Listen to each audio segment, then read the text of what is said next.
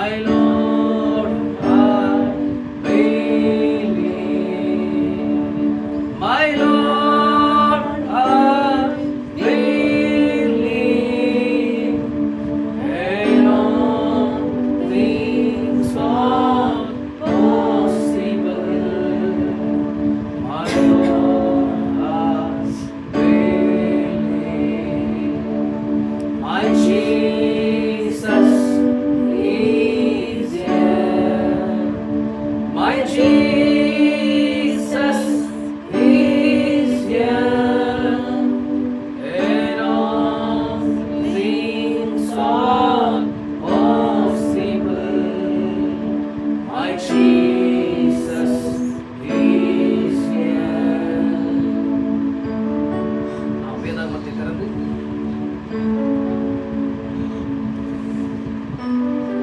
எபிரேயருக்கு எழுதின நிருபம் 6ஆம் அதிகாரம் நாம் 2 வசனங்களை படிக்கலாம். அன்பு சகோதரனே, சகோதரியே, ஆகையால் கிறிஸ்துவை பற்றி சொல்லிய மூல உபதேச வசனங்களை நாம் விட்டு செத்த கிரியைகளுக்கு நீங்களாகும் மனம் திரும்புதல், தேவன் பேரில் வைக்கும் விசுவாசம், ஸ்தானங்களுக்கு அடுத்த உபதேசம், கைகளை வைக்குதல், மரித்தோரின் உயிர்த்தெழுதல், நித்திய நியாயத்திற்கு என்பவைகளாகிய அஸ்திபாரத்தை மறுபடியும் போடாமல் பூரணராகும்படி நடந்து போவோமாக. தேவனுக்கு சித்தமானால் இப்படியே செய்வோம். வாசிக்கப்பட்ட வேதவாகங்களுடைய கர்த்தத்தாவே தம்முடைய ஆசீர்வாதத்தை கொடுப்பதாக. வானத்திற்கும் பூமிக்கும் சகல அதிகாரம் உடைய பரலோகத்தில் பரம தகப்பனே, கர்த்தராகிய இயேசு கிறிஸ்துவின் நாமத்தில் உம்முடைய பாதத்திலே நாங்கள் மன்றாடுகிறோம் தகப்பனே. இதோ இந்த ஹீப்ரூ சீரியஸை நாங்கள் பார்த்து கொண்டிருக்கிறோம். இந்த ஆண்டவரே, இந்த வார்த்தைகளை அருமையாக தகப்பனே எங்களுடைய காலத்தில் தீர்க்கதரிசி எங்களுக்கு அருமையாய் தகப்பனே வார்த்தைகளுக்கு பின்பாக இருக்கிற ரகசியங்களை அவர் பேசியிருக்கிறார் தகப்பனே. இதோ அவைகளை தியானித்து இதோ நாங்களும் கூட எங்களுடைய வாழ்க்கையில் நாங்களும் சில காரியங்களை சரி செய்து கொள்ளும்படி இதோ இந்த உம்முடைய சரி செய்கிற இந்த இடத்திற்கு நாங்கள் வந்திருக்கிறோம் தகப்பனே. வார்த்தைக்கு பின்பாக இருக்கிற அந்த நித்திய ஜீவனை நாங்கள் பெற்றுக்கொள்ள தாவைகளை உதவி செய்கிறாங்க. இங்க வந்த யாவரும் தகப்பனே வெறுமையாய் போகாதபடிக்கு ஆண்டவரே, எம்மாவூர் சிஷ்யர்கள் பெற்றுக்கொண்ட அந்த ரிவைவலை தகப்பனை எழுப்புதலை இவர்களும் பெற்றுக்கொள்ள அப்பா ஆவியானவர் தாமே எங்கள் மத்தியில் அசைவாடுவீராக. எதற்காக இந்த பிள்ளைகள் ஜெபிக்கிறார்களோ அந்த ஜெபங்களை நீர் கேட்டு தங்களுடைய வாழ்க்கைகளை காரியங்களை செய்து நீர் அவருடைய வாழ்க்கையின் மூலமாக மகிமைப்படுகிறாக. வந்திருக்கிற யாவரும் தகப்பனே பெருமையை போகாதபடிக்கு சமாதானத்தையும் சந்தோஷத்தையும் உம்முடைய நாமத்தினாலே ரட்சிப்பையும் மீட்பையும் அவர்கள் பெற்றுக்கொள்ள தாவை கிருபை செய்வீராக. நோய்களை தனிமட்டமாய் தாழ்கிறோம். நீர் பேசுங்க, நாங்கள் கேட்கிறோம். இயேசு கிறிஸ்துவின் நாமத்தில் ஜெபிக்கிறோம். ஆமென். எல்லாரும் பிரதோலாம் சொல்லி சந்தோஷமா இருக்கிறீங்களா? நம்ம போன வாரத்தில் என்ன செய்தியை பார்த்தோம்? போன வாரத்தில் யாத்திராக யா சந்தேஷம் நம்ம தாரிசி சொல்லி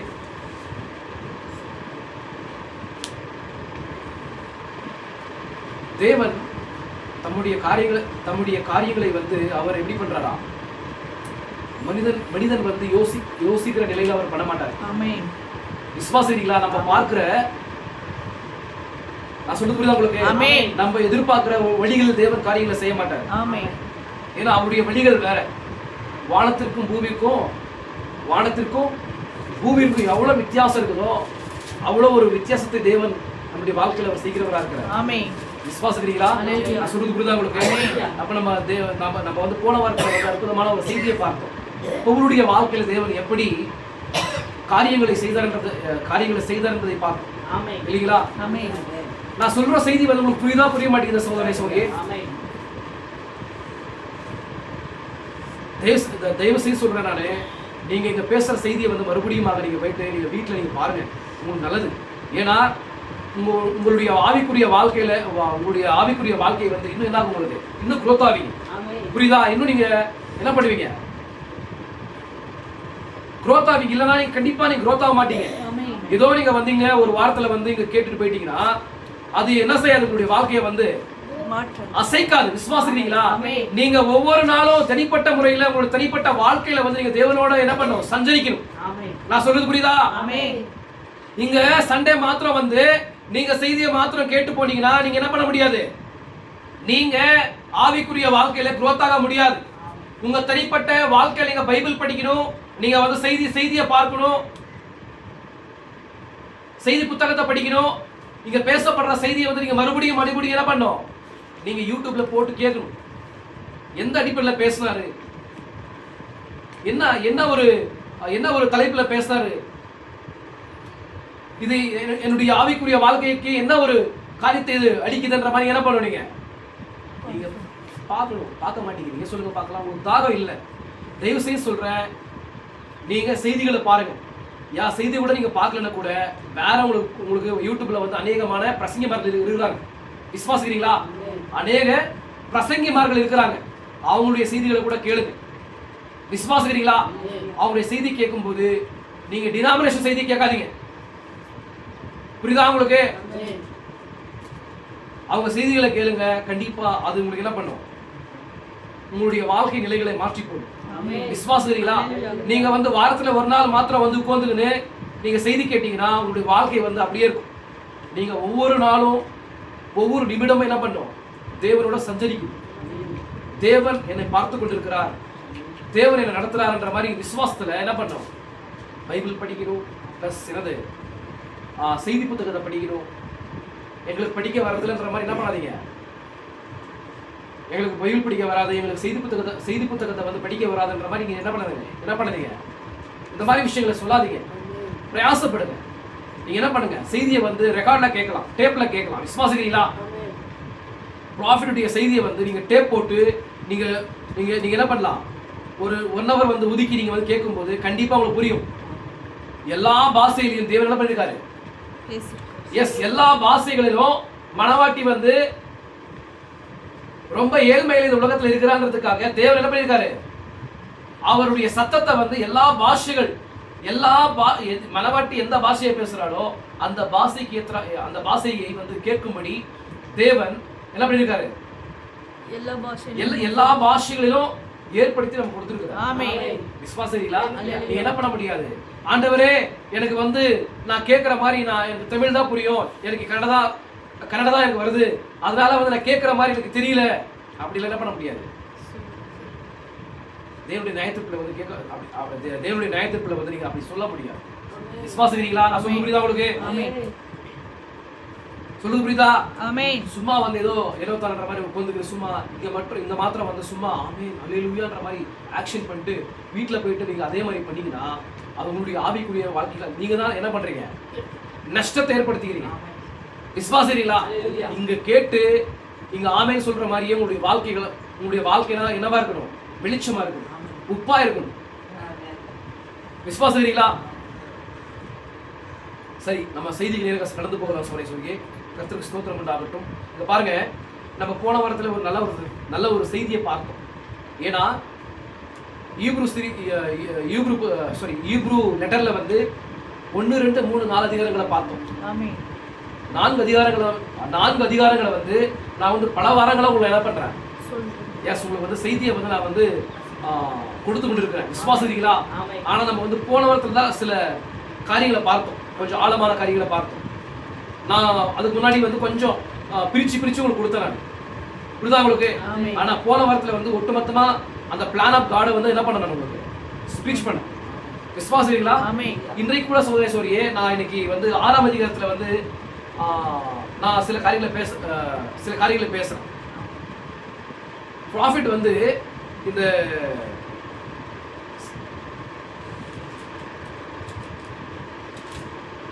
5ஆம் அதிகாரத்துக்கு முன்பாக 6ஆம் அதிகாரத்தை கொடுத்திருக்கிறார். 5ஆம் அதிகாரத்துக்கு முன்பாக 6ஆம் அதிகாரத்தை பேசியிருக்கிறார் அவரு. அதுக்கெல்லாம் ஒரு காரணம் இருக்கும். விசுவாசிக்கிறீங்களா? ஏன் வந்து ப்ராஃபிட் வந்து அந்த அதிகாரத்தை பேசுறது, ஏன் அந்த ஒரு 5ஆம் அதிகாரத்தை வந்து கடந்த ஒரு 6ஆம் அதிகாரத்தை பேசுறதுக்கெல்லாம் காரணம் இருக்கும். அப்படி காரணம் இல்லாம நம்மளுடைய தீர்க்கதரிசி என்ன பண்ண மாட்டாரு, செய்தியை பேச மாட்டாரு. விசுவாசிக்கிறீங்களா? சரி, கர்த்தருக்கு ஸ்தோத்திரம் உண்டாகட்டும். சோதனை சொல்லியே இன்றைக்கு நம்ம என்ன பண்ணலாம், சில கோர்ஸை படிச்சு நான் என்ன பண்றேன், எக்ஸ்பிளைன் பண்றேன். நல்லா கவனமாக கேளுங்க. இது அற்புதமான ஒரு செய்தியா இருக்குது. இதெல்லாம் என்ன பண்ணுது உங்களை வந்து உங்களை மறுரூபப்படுத்துது. விசுவாசிங்களா? உங்களுக்கு ராப்சரிங் ஃபெய்த்தை கொடுக்குது. எடுத்துக்கொள்ளப்படுறதுல போறோம் இல்லைங்களா? அதுக்கு தேவையான ஃபெய்த்தை வந்து கொடுக்குது உங்களுக்கு. விசுவாசிங்களா? நான் சொல்றது நல்லா கவனமாக கேளுங்க. பவுல் கூறுகிற அந்த காரியங்கள் எனக்கு பிடிக்கும். பவுல் ஒரே இடத்தில் நீண்ட நேரம் தரித்திருக்க விரும்பின ஒரு நபராய் ஒருபோதும் இருந்ததே இல்லை. இப்போ நம்ம படிச்சோம் வசனங்களை படிச்சோம். இந்த யூப்ரு 6ஆம் அதிகாரத்தில் நம்ம ரெண்டு வசனங்களை படிச்சோம். அந்த மூல உபதேசங்களை வந்து அந்த மூல உபதேசத்துல வந்து தரித்திருக்கும்படி பவுலுக்குனா இல்ல, விருப்பம் இல்ல. விசுவாசிக்கிறீங்களா? அதனாலதான் என்ன பண்றாரு அவரு, அதை கடந்து பூர்ணராகும்படி என்ன பண்ணுங்க, கடந்து போகின்ற மாதிரி சொல்றாரு. விசுவாசிக்கிறீங்களா? அவன் ஆழமாய் செல்லவே விரும்பினார். என்ன எப்படி விரும்புறாரா? ஆழமாய் செல்லவே விரும்புறாரு. அப்ப ட்ரூத்ல வந்து சத்தியத்துல நம்ம மூலதனமான உபதேசங்களை வந்து என்ன பண்றோம், அதிகமா தியானிக்கிறோம்.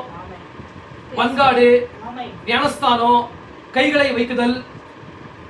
விசுவாசிக்கிறீங்களா? இன்னும் நரகம், பாதாளம், இன்னும் அநேகமான காரியங்களை என்ன பண்றோம், நம்ம சீர்திருத்த காரியங்களை தான் நம்ம என்ன பண்றோம், அதிகமா வந்து தியானிக்கிறோம். அநேக சபைகள்ல பார்க்கும்போது அந்த மாதிரி உபதேசங்களை என்ன பண்றாங்கன்னா அதிகமா பேசுறாங்க. ஆனா அந்த காரியங்களை வந்து நீங்க கடந்து என்ன பண்ணுங்க, பூர்ணராகும்படி நீங்க கடந்து போங்கன்றாரு.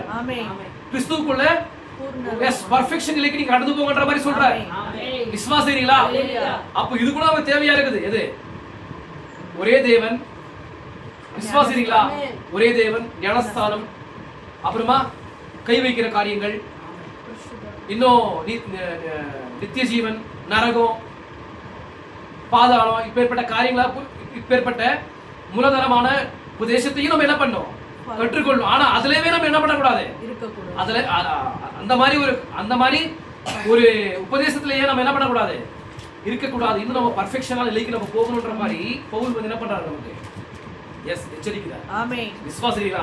அந்த யூப்ரு சீரியஸ்ல வந்து இந்த மாதிரி விஷயங்களை பேசுறாரு. அப்ப அந்த யூப்ரு சீரியஸ் வந்து யாருக்கு எழுதுறாரு? உலகத்தால் பிரித்திருக்கப்பட்ட ஜனங்கள். விசுவாசிகளா? ஏன்னா ஆபிரகாமுடைய சந்ததி அவங்க, ஆபிரகாமுடைய சந்ததி. ஏன்னா ஆபிரகாமை தேவன் என்ன பண்றாரு, அழைக்கிறார். அப்போ தேவன் என்ன பண்றாரு, ஆபிரகாமை வந்து உலகத்தை பிரிக்கிறார். பிரித்த பிறகு என்ன பண்றாரு, அவனுக்கு அநேகமான வாக்குத்தத்தங்களை அளிக்கிறார். விசுவாசிக்கிறீங்களா? இப்ப அந்த வாக்குத்தத்தங்களை வந்து அவனை உலகத்திலிருந்து பிரித்த பிறகுதான் என்ன பண்றாரு, ப்ராமிஸ் பண்றாரு. அப்போ நம்ம யார் தெரியுமா? ஆபிரகாமுடைய சந்ததி யாரு? ஆபிரகாமுடைய சந்ததி தான் எபிரேயர்கள். விசுவாசிக்கிறீங்களா? அந்த எபிரேயர்களுக்கு எழுதப்பட்ட நிருபந்தாய். அப்ப அந்த எபிரேயர்கள் யாரு? ஆபிரகாமுடைய சந்ததி. யார் இயேசு கிறிஸ்துவை வந்து விசுவாசிக்கிறாங்களோ அவங்க யாரா என்ன பண்றாங்களா, ஆபிரகாமுடைய சந்ததியை என்ன பண்றாங்க. நான் சொல்றது புரியுதா உங்களுக்கு? யார் வந்து இயேசு கிறிஸ்துவை வந்து விசுவாசிக்கிறாங்களோ அவங்க வந்து யாரா என்ன பண்றாங்களா, ஆபிரகாமுடைய சந்ததியா என்ன பண்றாங்க. அப்ப நம்ம யாரா இருக்கிறோம், ஆவிக்குரிய எபிரேயர்களா இருக்கிறோம். அப்ப உலகத்தால் பிரித்திருக்கப்பட்ட ஒரு கூட்டமா இருக்கிறோம். அப்ப நமக்காக எழுதப்பட்ட ஒரு நிருபமா இருக்குது. அப்ப இந்த நிருபத்தை வந்து யாருக்கு எழுதிருக்கிறாரு, நமக்கு தான் எழுதிருக்கிறாரு. விசுவாசிகளா? அப்ப அப்பேற்பட்ட ஒரு செத்த கிரைகளுக்கு நம்ம வந்து என்ன பண்ணோம்,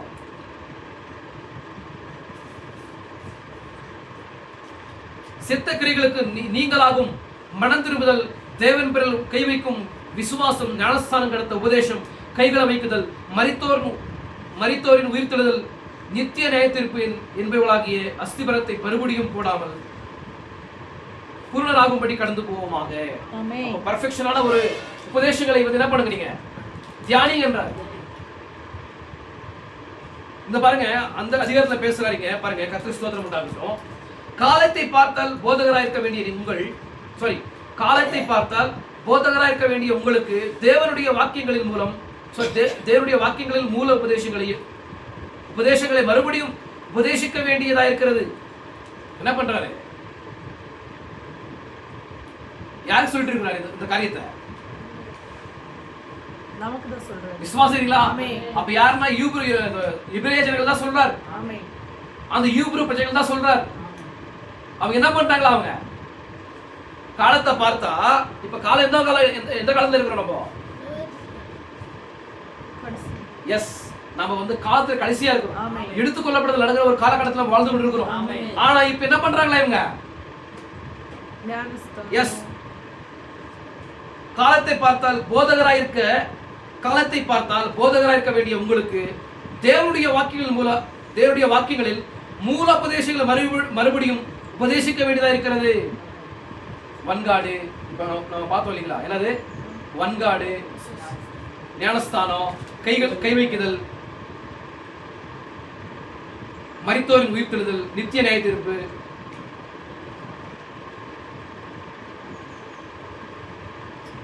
இதுதான் என்னவா இருக்குது? மூல உபதேசங்களா இருக்குது. இவைகளை விட்டு நீங்க கடந்து போகின்ற மாதிரி சொல்றாரு. யார்? பவுல் சொல்றாரு. அவருக்கு என்ன இல்ல, அந்த மாதிரி உபதேசங்களை வந்து தெரிந்திருக்கும்படி விருப்பம் இல்ல. அவர் என்ன பண்றாரு? பூரணராகும்படி கடந்து போகின்ற மாதிரி சொல்றாரு, எச்சரிக்கிறார். விசுவாசிக்கிறீங்களா? நீங்கள் பலமான ஆகாரத்தை இல்ல பாலையை உண்ணத்தக்கவர்களானீர்கள். அப்படி பலமான ஆகாரத்தை நீங்க உண்ணணும். நீங்க கழுதா இருந்தீங்க என்ன பண்றீங்க? நீங்க கழுதா இருந்தீங்கன்னா ನೀವು ಪಕ್ಷಿರಾಜನಾಗಿದ್ರೆ ನೀವೇನ್ ಮಾಡ್ತೀರಾ? ನೀವು ಮಾಂಸವನ್ನ ರಕ್ತವನ್ನ ಸ್ವೀಕಾರ ಮಾಡ್ಕೊಳ್ತೀರಾ. ಆದ್ರೆ ನೀವು ಹೆಂಗಿದ್ದೀರಾ? ನೀವು ಹಾಲು ಕುಡಿಯುವಾಗಿದ್ದೀರಾ ನೀವು ಅಂತ ಹೇಳಿ ವಿಶ್ವಾಸ ಮಾಡ್ತೀರಾ? ನಾವು ಯಾರಾಗಿದ್ದೀವಿ? ನಾವು ದೇವರು ಪಕ್ಷಿರಾಜನಾಗಿದ್ದಾನೆ, ನಾವು ಪಕ್ಷಿರಾಜನ ಮರಿಗಳಾಗಿದ್ದೀವಿ. ಪಕ್ಷಿರಾಜನು ಏನ್ ತಿಂತಾನೆ? ಎಸ್, ಬಲವಾದ ಆಹಾರವನ್ನು ಸ್ವೀಕಾರ ಮಾಡ್ಕೊಳ್ತಾನೆ. ವಿಶ್ವಾಸ ಮಾಡ್ತೀರಾ? ಅವನ ಆಹಾರ ಏನ್ ಗೊತ್ತಾ? ಅವಾಗ ತಾನೇ ಅವನೇನ್ ಮಾಡ್ತಾನೆ? ಬೇಟೆಯಾಡಿ ಹೊಸ ಒಂದು ಮೃಗವನ್ನ ಏನ್ ಮಾಡ್ತಾನೆ? ಒಡೆದು ಅವನು ಆ ಮಾಂಸವನ್ನ ಮತ್ತೆ ಆ ರಕ್ತವನ್ನು ಕುಡಿತಾನೆ. ಇದು ಬಲವಾದ ಆಹಾರ. ಅವಾಗ ನಾವು ಯಾರಾಗಿದ್ದೀವಿ? ಪಕ್ಷಿರಾಜನ ಮರಿಗಳಾಗಿದ್ದೀವಿ. ಅದು ರಾಜ, ಅದನ್ನು ಪಕ್ಷಿರಾಜನು, ಆ ಪಕ್ಷಿರಾಜನ ಮರಿಗಳಾಗಿರ್ತಕ್ಕಂಥ ನಾವು ಪಕ್ಷಿರಾಜನ ಏನ್ ಸ್ವೀಕಾರ ಮಾಡ್ಕೊಳ್ತಾನೋ ಆಹಾರ ಯಾವ್ದನ್ನ ಪ್ರಯೋಜನಗೊಳಿಸ್ತಾನ ಅದೇ ನಾವೇನ್ ಮಾಡ್ಬೇಕು? ನಾವು ಪ್ರಯೋಜನಗೊಳಿಸ್ಬೇಕು. ವಿಶ್ವಾಸ ಮಾಡ್ತಿದ್ದೀರಾ? ಅವಾಗ ನಾವೇನ್ ಮಾಡ್ಬಾರ್ದು? ಹಾಲು ಕುಡಿಯುವರಾಗಿರ್ಬಾರ್ದು. ಬಲವಾದ ಆಹಾರವನ್ನ ಸ್ವೀಕಾರ ಮಾಡ್ಕೊಳ್ತಕ್ಕಂಥವರಾಗಿರ್ಬೇಕು. ಬಲವಾದ ಆಹಾರವನ್ನ ಸ್ವೀಕಾರ ಮಾಡ್ಕೊಳ್ತಕ್ಕಂಥವರಾಗಿರ್ಬೇಕು. பாலுணிகிறவன் குழந்தையா இருக்கிறபடினாலே நீதியின் வசனத்தில் பழக்கம் இல்லாதவனா இருக்கிறான். ಅವಾಗ ಹಾಲು ಕುಡಿಯುವವನಿಗೆ ಏನ್ ಗೊತ್ತಿಲ್ಲ. ಅವನು ಹಾಲು ಕುಡಿಯುವವನು ಅವನು ಮಗು ಸ್ಥಾನದಲ್ಲಿ ಇರ್ತಾನೆ. ಅವನಿಗೆ ಏನ್ ಗೊತ್ತಿಲ್ಲ, ಅವನಿಗೆ ನೀತಿಯ ವಚನಗಳಲ್ಲಿ ಅವನಿಗೆ ಇಲ್ಲ, ಅಭ್ಯಾಸ ಇಲ್ಲ ಅವನಿಗೆ. பலமான ஆதாரமானது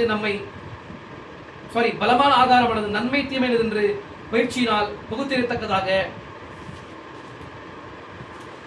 முயற்சி செய்யும் ஞானேந்திரியங்களை உடையவர்களாகிய பூரண வயதுள்ளவர்களுக்கே தகும்.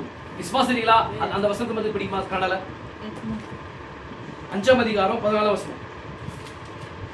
பலமான ஆதாரமானது நம்மை தீமை என்னதென்று பயிற்சியினால் பகுத்தறியத்தக்கதாக முயற்சி செய்யும் ஞானேந்திரியங்களை உடையவர்களாகிய பூரண ವೈದುಳ್ಳವர்களுக்கே ತகும். 14. ಗಟ್ಟಿಯಾದ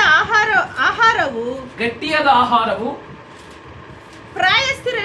ಪ್ರಾಯಸ್ಥರಿಗೋಸ್ಕರ, ಅಂದರೆ ಜ್ಞಾನೇಂದ್ರಿಯಗಳನ್ನು ಸಾಧನೆ ಎಂದು ಶಿಕ್ಷಿಸಿಕೊಂಡು ಇದು ಒಳ್ಳೆಯದು ಅದು ಕೆಟ್ಟದು ಎಂಬ ಭೇದವನ್ನು ತಿಳಿದವರಿಗೋಸ್ಕರವಾಗಿದೆ. ವಿಶ್ವಾಸ ಮಾಡ್ತೀರಾ? ಅವನು ಬಲವಾದ ಆಹಾರವನ್ನ ಸ್ವೀಕಾರ ಮಾಡ್ಕೊಳ್ಳುವಾಗ ಅದೇನ್ ಮಾಡುತ್ತೆ? ಒಳ್ಳೇದು ಯಾವುದು ಕೆಟ್ಟದ್ದು ಯಾವುದು ಅಂತ ಹೇಳಿ ನಮ್ಗೆ ಏನ್ ಮಾಡುತ್ತೆ? ನಮ್ ಜ್ಞಾನವನ್ನ ದಯಪಾಲಿಸುವ ಕಾರ್ಯಗಳಾಗಿದೆ. ವಿಶ್ವಾಸ ಮಾಡ್ತೀರಾ? ನಾವು ಮಕ್ಕಳಾಗಿರ್ಬಾರ್ದು. ಪೌಲನು ಹೇಳ್ತಿದ್ದಾರೆ, ನೀವೇನ್ ಮಾಡ್ಬೇಕು? ನೀವು ಬಲವಾದ ಆಹಾರವನ್ನು ಸ್ವೀಕಾರ ಮಾಡ್ಕೊಳ್ಬೇಕು. ನೀವೇನ್ ಮಾಡ್ಬಾರ್ದು? ಹಾಲು ಕುಡಿಯುವವರಾಗಿರ್ಬಾರ್ದು. ನೀವು ಹಾಲು ಕುಡಿಯುವವರಿಗೆ ಏನಿಲ್ಲ, ಜ್ಞಾನ ಇರೋದಿಲ್ಲ ಅವರಿಗೆ. ನಾವು ಜ್ಞಾನ ಉಳ್ಳವರಾಗಿರ್ಬೇಕು. ವಿಶ್ವಾಸ ಮಾಡ್ತಿದ್ದೀರಾ?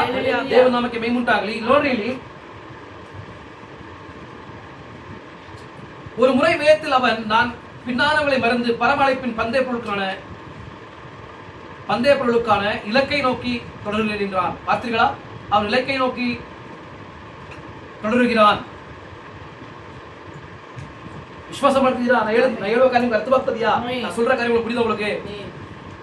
அவன் ஒரு முறை வேதத்தில் அவன் நான் பின்னானவளை மறந்து பரம அழைப்பின் பந்தய பொருளுக்கான இலக்கை நோக்கி தொடருகிறேன் என்றான். அப்ப என்னது, பின்னானவர்களை வந்து அவன் மறந்துடுறான். பின்னானவர்களை வந்து தன்னுடைய வாழ்க்கையில நம்ம என்ன பண்றோம், நம்முடைய வாழ்க்கையில் நடந்த அநேக காரியங்களை வந்து என்ன பண்றோம், நம்ம மறக்க மாட்டோம்.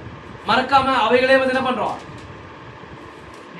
எஸ் அந்த காரியங்களை வந்து நம்ம நினைவு கூர்ந்து என்ன பண்றோம், நம்ம கடந்து போக மாட்டேங்கிறோம். விசுவாசிங்களா? நான் சொல்லு புரியுதா? நிறைய பேர் அப்படிதான் என்ன பண்றாங்கன்னா, தன்னுடைய வாழ்க்கையில் நடந்த அநேக காரியங்கள் நடந்திருக்கும். இல்ல அவங்க ஏதாச்சும் ஒரு இழந்து போயிருப்பாங்க, இல்ல ஏதாச்சும் அவங்க தங்களுடைய வாழ்க்கையை வந்து இழந்து போயிருப்பாங்க, இல்ல ஏதோ அவங்களுடைய வாழ்க்கையில வந்து ஒரு பெரிய ஒரு காரியமானது இழந்து போயிருப்பாங்க. ஆனா அந்த காரியத்திலேயே அவங்க என்ன பண்றாங்க, அந்த காரியத்திலேயே அவங்க என்ன பண்றாங்கன்னா அப்படியே அவங்க என்ன பண்றாங்க, அவங்க வாழ்க்கையை வந்து அப்படியே கடந்து போயிருவாங்க. பிரயோஜனம் சொல்லுங்க பார்க்கலாம். ஆனா பவுல் சொல்றாரு பாருங்க, என்ன சொல்றாரு, நிறைய பேர் அப்படிதான். இல்ல காசு அவங்களுடைய வாழ்க்கையில வந்து பணத்தை இழந்திருப்பாங்க, இல்ல தங்களுடைய வாழ்க்கை இழந்திருப்பாங்க, ஏதோ ஒரு காரியத்தை வந்து அவங்களுடைய வாழ்க்கையில வந்து இழந்திருப்பாங்க. அவங்க என்ன பண்ணுவாங்கன்னா, அவங்க நெக்ஸ்ட் ஸ்டெப்புக்கு போகாம அங்கவே என்ன பண்றாங்க, அங்கவே அவங்க வந்து தெரித்திருப்பாங்க. அந்த மாதிரி யோசனைகளை செய்து கொண்டு, ஐயோ என்னுடைய வாழ்க்கையானது போயிடுச்சே, என்னுடைய பணமானது போயிடுச்சே, நான் அஸ்திபரம் நம்பினா என்னுடைய புருஷன் போயிட்டானே, என் பிள்ளைகளை போயிட்டாங்களே என்ற மாதிரி என்ன பண்றோம், சொல்லுங்க பார்க்கலாம். நம்ம என்ன பண்றோம்னா, பின்னானவைகளை வந்து நம்ம என்ன பண்றோம், அதிகமா நினைக்கிறோம். ஆனா இங்க பாருங்க, சொல்றாரு பாருங்க, ப்ராஃபட் சொல்றாரு, ஒரு முறை வேதத்தில் அவன், நான் பின்னானவர்களை மறந்து பரம அழைப்பின் பந்தய பொருளுக்கான இலக்கை நோக்கி தொடர்கிறேன். அப்போ பரம அழைப்பின் பந்தய பொருளுக்காக அந்த இலக்கை நோக்கி, அந்த ஒரு ಗುರಿ ಅವನ ಜೀವನದಲ್ಲಿ ಗುರಿ ಇದೆ.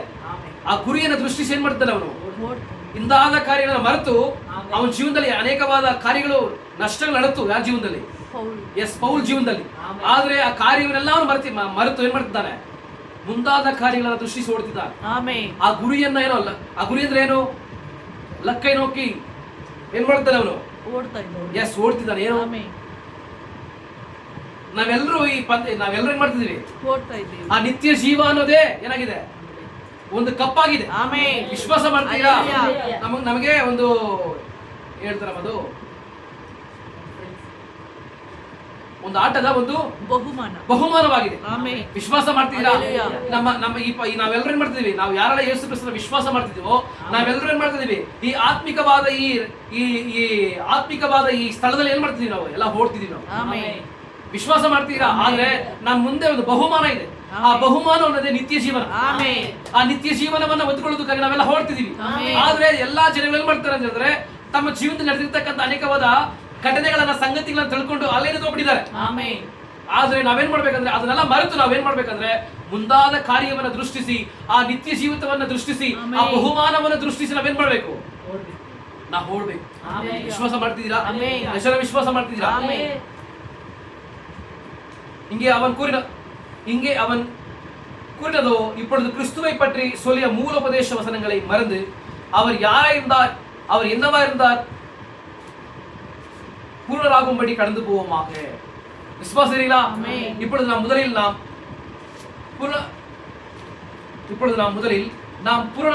பூரண சர்க்குலராக இருக்க முடியுமா என்று நாம் கண்டறிய விரும்பினோம். இயேசு தேவன் பூரண சர்க்குலராக இருக்கிற தேவன் பூரண சர்க்குலராக இருக்கின்றது போல நாமும் இருக்க வேண்டும் என்று மத்தேயு 5ஆம் அதிகாரம் 28 கூறினதை இந்த காலையில் வேத வாக்கியங்களில் நாம் கண்டிருந்தோம். அவ்வாறு பூரண சர்க்குலராக இல்லை என்றால் நாம் செல்லவே மாட்டோம். அப்ப என்ன பண்றாரு இந்த அதிகாரத்தை சொல்லுங்க பார்க்கலாம். இயேசு கிறிஸ்து சொல்றாரு, என்ன சொல்றாரு, பிதா வந்து அவர் எப்படி இருக்காரு, அவரு பூரண சர்க்குலரா இருக்கிறாரு.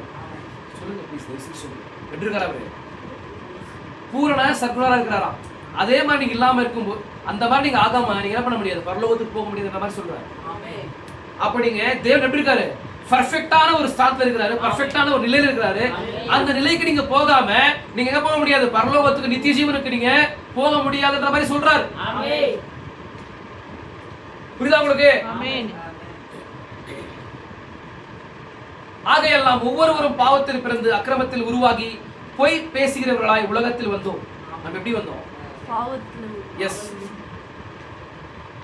ஆகையெல்லாம் ஒவ்வொருவரும் எப்படி வந்தாலும், நாம் எப்படி வந்தோம் உலகத்தை சொல்லுங்க பார்க்கலாம். ஒவ்வொருவரும் எப்படி வந்தோம்? பாவத்தில் பிறந்து அக்கிரமத்தில் உருவாகி பொய் பேசுகிறவர்களாய் உலகத்திற்கு வந்தோம் என்பதை நாம் கண்டறிகிறோம். நம்மை குறித்து ஆரோக்கியமான ஒரு நல்ல காரியமும் இல்லாமல் இருக்கும்போது நாம் எப்படி பூரண சற்குணம் முடியும்? இப்ப நம்ம நிலையை பார்க்கும்போது நம்ம எப்படி வந்தோம் நமக்கு தெரியும். இப்ப நான் படிச்சேன் இல்லைங்களா? இப்படிதான் நம்மளுடைய நிலையானது இருக்குது. மனிதனுடைய நிலையானது இப்படி மனிதனுடைய நிலையானது இப்படி இருக்குது. ஆனா இப்படி இருக்கும்போது எப்படி நம்ம வந்து பூரணாக முடியும்? விசுவாசிங்களா? நீங்க சொல்றாரு பாருங்க, அதுக்கு பதில் சொல்றாரு. இப்பொழுது நாம் இங்கே கண்டறிவது என்னவென்றால், வேத வாக்கியத்தை கொண்டு எடுத்து பார்க்கும்போது இயேசு ஒரு பலியினாலே தம்முடைய சபை என்றென்றைக்கும் பூர்ணப்படுத்தியிருக்கிறார். என்ன பண்றாரா இயேசு கிறிஸ்து? தம்முடைய சபையை வந்து தம்முடைய பலியினூடாக, தம்முடைய கிருபாதர பலியினூடாக சபையை என்ன பண்ணியிருக்கிறார்? எஸ், பூர்ணப்படுத்தியிருக்கிறார் என்பதை நாம் கண்டறிகிறோம். அவர் அப்படியானால் நாம் கிறிஸ்துவின் மூலமாக பரிபூர்ணமா இருக்கிறோம். யார் மூலமா பரிபூர்ணமா இருக்கிறோமா? விசுவாசிங்களா? அப்போ நம்மால முடியாது, அப்போ அவரால முடியும். விசுவாசிங்களா? அப்ப நம்ம வந்து யாரா இருக்க முடியாது. எஸ், தேவன் எப்படி இருக்கிறாரா? பூர்ண சர்க்குலரா இருக்கிறார். அந்த மாதிரி நீங்க ஆகாம நீங்க எங்க போட முடியாது. நீங்க பரலோகத்துக்கு போக முடியாத மாதிரி சொல்லுது வசனம். புரியுதா உங்களுக்கு? அப்போ நம்ம வந்து பூர்ணராகும்படி நம்மளுடைய நிலைகளை பார்க்கும்போது நம்ம எப்படி பூர்ணராக முடியும் என்ற மாதிரி क्वेश्चन வருது இல்லீங்களா? நம்ம எப்படி பிறந்தோம்? பாவத்துல பிறந்த அக்கிரமத்துல உருவாகி பொய் பேசுகிறவர்களாய் உலகத்துக்கு வந்தோம். இப்படி இருக்கும்போது எப்படி நம்ம வந்து பூர்ணராக முடியும்? எப்படி நம்ம வந்து பர்ஃபெக்ஷன் நிலைக்கு வர முடியும்? எப்படின்னா தேவன் நமக்காக என்ன பண்ணிருக்காரு? இனத்தால் மீட்பராக இந்த உலகத்துக்கு வந்து அவர் கல்வாரியின் மூலமாக நமக்கு எஸ் அந்த கிருபாதர பலியின் மூலமாக நமக்கு என்ன பண்ணிருக்காரு? பூர்ணராகும்படி நமக்கு ஒரு பாதையை ஏற்படுத்தியிருக்கிறார். விசுவாசிக்கிறீங்களா? நாம் கிறிஸ்துவின் மூலமாக இங்க பாருங்க, இயேசு ஒரே பலியினாலே தம்முடைய சபை என்றென்றைக்கும் பூர்ணப்படுத்தியிருக்கிறார் என்பதை நாம் கண்டறிகிறோம். அவர் அப்படியானால் நாம் கிறிஸ்துவின் மூலமாக பரிபூர்ணமா இருக்கிறோம். யார் மூலமா பரிபூர்ணமா இருக்கிறோமா? கிறிஸ்துவின் மூலமாக பரிபூர்ணமா இருக்கிறோம். நாம் கிறிஸ்துவின் மூலமாக நியாய தீர்ப்பிலிருந்து விடுதலை ஆயிருக்கிறோம். ஏன் சொல்லுங்க பார்க்கலாம். நாம் பெற்றுக்கொண்ட நாம் அடைய வேண்டிய தண்டனை வந்து அவர் என்ன பண்ணார்? அவர் இப்போ பாவத்தின் சம்பளம் மரணம் இல்லீங்களா? பாவத்தின் சம்பளம் மரணம். அப்ப அந்த மரணத்தை வந்து நாம் செஞ்ச அந்த பாவத்துக்கு ஏற்றதான ஒரு தண்டனை வந்து நாம தான் அனுபவித்திருக்கணும் இல்லீங்களா? ஆனா தேவன் என்ன பண்றாரு? எஸ், நாம் அனுபவிக்கிற அந்த தண்டனை வந்து அவர் தம்மேல ஏற்றுக்கொள்றார். விசுவாசிக்கிறீங்க?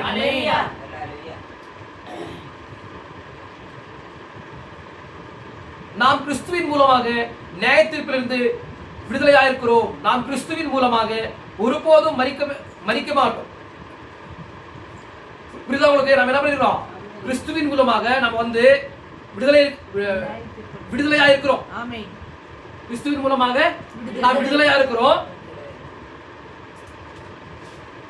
நாம் கிறிஸ்துவின் மூலமாக ஒருபோதும் மரிக்கவே மாட்டோம். சொல்லுங்க பார்க்கலாம். கிறிஸ்துவின் மூலமாக நாம் மரிக்க மாட்டோம். நாம் கிறிஸ்துவின் மூலமாக மரணத்தை விட்டு நீங்கி ஜீவனை கண்டடைந்தோம். கிறிஸ்துவின் மூலமாக மரணத்தை விட்டு நீங்கி ஜீவனை கண்டடைந்தோம். எந்த சபையினூடாகவும் அல்ல, எந்த ஸ்தாபனத்தினூடாகவும் அல்ல, எந்த அற்புதமான காரியத்தினாலும் அல்ல, அந்நிய பாஷைகள் பேசுவதன் மூலமாக அல்ல, சத்தமிடுவதன் மூலமாக அல்ல, குலுக்குவதன் மூலமாக அல்ல, ஆவியில் நடனமாடுவதன் மூலமாய் அல்ல, ஆனால் கிருபையினாலே ஜீவனை கண்டடைந்தோம். கிருபையினாலே ஜீவனை கண்டடைந்தோம். நான் சொல்றது புரியுதா உங்களுக்கு? நீங்க சொல்ற எவ்வளவு அழகா சொல்றாரு பாருங்க. நான் மறுபடியும் சொல்றேன் பாருங்க. நாம் கிறிஸ்துவின் மூலமாக மரணத்தை விட்டு நீங்கி ஜீவனை கண்டடைந்தோம். யார் மூலமா? என்ன சொல்ல வர? நாம் கிறிஸ்துவின் மூலமாக மரணத்தை விட்டு நீங்கி, அப்ப என்ன பண்றோம்? கிறிஸ்துவின் மூலமாக தான் என்ன பண்றோம்? மரணத்தை விட்டு நீங்கி ஜீவனை கண்டடைந்தோம். அப்ப ஜீவனை என்ன பண்றோம்? கண்டடைந்தோம். விசுவாசிக்கிறீங்களா? எந்த சபையினூடாகவும் அல்ல. சொல்றது புரியுதா உங்களுக்கு? இது இங்க சபைக்கு வரதுனால என்ன பண்ண முடியாது? நீங்க ஜீவனை கண்டு அந்த ஜீவனுக்கு நீங்க சுதந்திரவாளிகளா மாற முடியும். ஆமென். விசுவாசிக்கிறீங்களா? அல்லேலூயா. உலக தோற்றத்துக்கு முன்பாகவே கிறிஸ்துக்குள்ள உங்களை என்ன பண்ணிருப்பார்? அவரு ஆமென். தெரிந்து உங்களை தெரிந்து கொண்டு இருப்பார். ஆமென். அதனாலதான் சகோதரனே சகோதரி நான் இன்னும் வரேன். அதனாலதான் என்ன பண்ண முடியும்? நித்திய ஜீவனை எஸ், நித்திய ஜீவனுக்கு நீங்க என்னவா இருக்கிறீங்க? பாத்திரவான்களா இருக்கிறீங்க. ஆமென். விசுவாசிக்கிறீங்களா? அல்லேலூயா. நாம் கிறிஸ்துவின் மூலமாக நேயத்திலிருந்து விடுதலையா இருக்கிறோம். நாம் கிறிஸ்துவின் மூலமாக ஒருபோதும் மரிக்கவே மாட்டோம். நாம் கிறிஸ்துவின் மூலமாக மரணத்தை விட்டு நீங்கி ஜீவனை கண்டடைந்தோம். எந்த சபையினூடாகவும் அல்ல, எந்த ஸ்தாபனத்தினூடாகவும் அல்ல, எந்த அற்புதமான கருத்தினாலும் அல்ல, அந்நிய பாஷைகளை பேசுவதன் மூலம் அல்ல, சத்தமிடுவதன் மூலம் அல்ல, குலுக்குவதன் மூலமாக அல்ல, ஆவியில் நடனமாடுவதன் மூலமாய் அல்ல, ஆனால் கிருபையினால ஜீவனை கண்டடைந்தோம். அந்த கிருபை என்ன? தேவனுடைய ஆச்சரியமான கிருபை. அவர் தம்முடைய சிந்தையில, நம்முடைய இருதயத்துல நம்மள அவர் குறித்து என்ன பண்ணார்? அவரு நம்மை முன்குறித்தார். இப்ப நம்ம கிட்ட வந்து நல்லதுன்னு சொல்ல ஒரு காரியம் கூட இல்ல. அப்ப நம்ம என்ன உலகத்துல வந்து நம்ம என்ன பண்றோம்? உலகத்துல வந்து ஒரு நபரை வந்து நான் நேசிக்கிறோம்னா அவங்க அழகா பார்த்து நேசிப்போம், இல்ல அவங்க கேரக்டரை பார்த்து நேசிப்போம், இல்லீங்களா? அவங்க கிட்ட ஏதோ ஒரு விஷயம் வந்து நம்ம ஒரு அட்ராக்ஷன் கொடுத்துருக்கோம், அதனால நம்ம என்ன பண்றோம்? நேசிக்கிறோம். ஆனா தேவன் அப்படி நம்ம நேசிக்கல. தேவன் அப்படி நம்ம என்ன பண்ணல. எப்படி சொல்றீங்க? எப்படி சொல்றீங்க? நம்ம இந்த உலகத்துல பார்க்கும்போது அப்படிதான் என்ன பண்றோம்? எல்லாருமே அப்படிதான் நேசிக்கிறோம். ஆனா தேவன் அப்படி நேசிக்கல.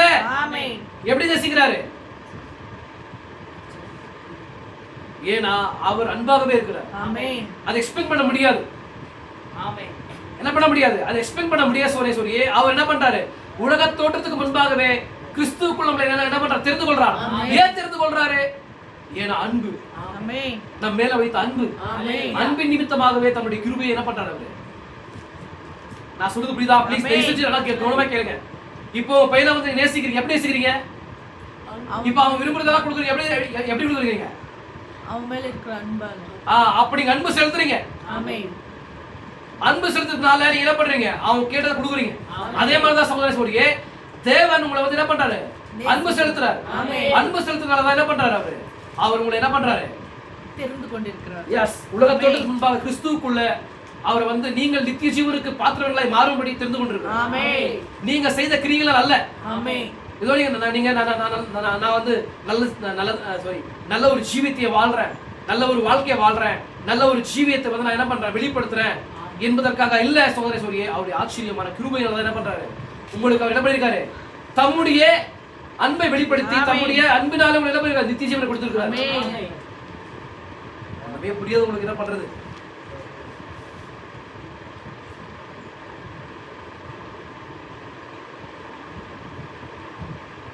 தேவன் தமக்கு சித்தமானவர்களை அழைக்கிறார். அவை யாவும் தெரிந்து கொள்வதன் மூலமாகவே என்பதை நாம் கண்டறிகிறோம். என்ன பண்றார்? தேவன் அழைக்கிறாராம். தேவன் என்ன பண்றாரா? தமக்கு சித்தமானவர்களை அழைக்கிறாரா? எப்படி அழைக்கிறார்னா அவர் தெரிந்து கொண்டிருக்கிறார். அவர் உலகத்தோட்டத்துக்கு முன்பாகவே தம்முடைய சிந்தையில அவங்களை வந்து என்ன பண்ணிருக்காரு? தெரிந்து கொண்டு, அதனாலதான் அழைக்கிறார். அதாவது அது ரட்சிக்கப்பட வேண்டும் என்று விரும்புகிறவனால் அல்ல, ஆகையால் விரும்புகிறவனாலும் அல்ல, ஓடுகிறவனாலும் அல்ல, இறங்குகிற தேவனாலயம் என்பதை நாம் கண்டறிகிறோம். தேவன் ஒருவனை முதலில் இழுத்துக் கொள்ளாவிட்டால் அவன் இயேசுவிடத்தில் வரமாட்டான். அப்போ தேவன் வந்து தன்னுடைய முன்குறிக்கப்பட்ட சிந்தையில ஒருத்தர் வந்து ஒருத்தரை வந்து முன்குறிக்கல என்ன பண்ண மாட்டாங்க? இயேசு கிறிஸ்து அன்னைக்கு வரமாட்டாங்க. அப்ப தேவன் வந்து ஒருத்தரை முன்குறித்திருக்கும் போது, ஒருத்தரை வந்து நித்திய ஜீவனுக்கு தெரிந்து கொண்டிருக்கும் போது அவன் எங்க வருமாவன்? இயேசு கிறிஸ்து அன்னைக்கு வருமாவன். இயேசு கிறிஸ்துவை விசுவாசிப்பான். விசுவாசிக்கிறீங்களா?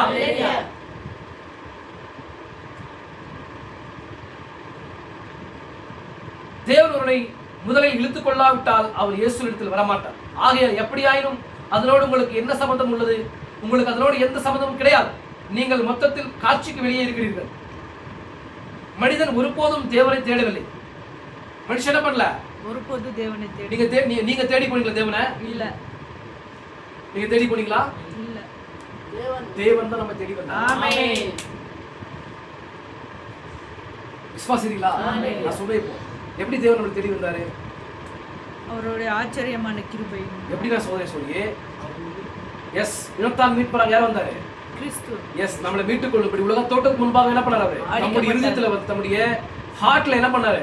அவர் வந்து நம்முடைய ஒரு மீட்பு திட்டத்தை வந்து அவர் தியானிக்கும் போது, அவர் சிந்திக்கும் போது, அந்த சிந்திக்கிற அந்த நேரத்துல என்ன பண்ணாரு? அவரு ஒரு இனத்தான் மீட்பராக நான் இந்த உலகத்துக்கு சென்று என்ன பண்ண மனித குலத்தை வந்து மீட்டுக்கொள்வேன்றதை வந்து அவர் சிந்தித்தார். அப்ப என்ன பண்ணல? நாம அவர் தேடி போகல, சோனேஸ்வரி, அவர் தேடி வந்தார்.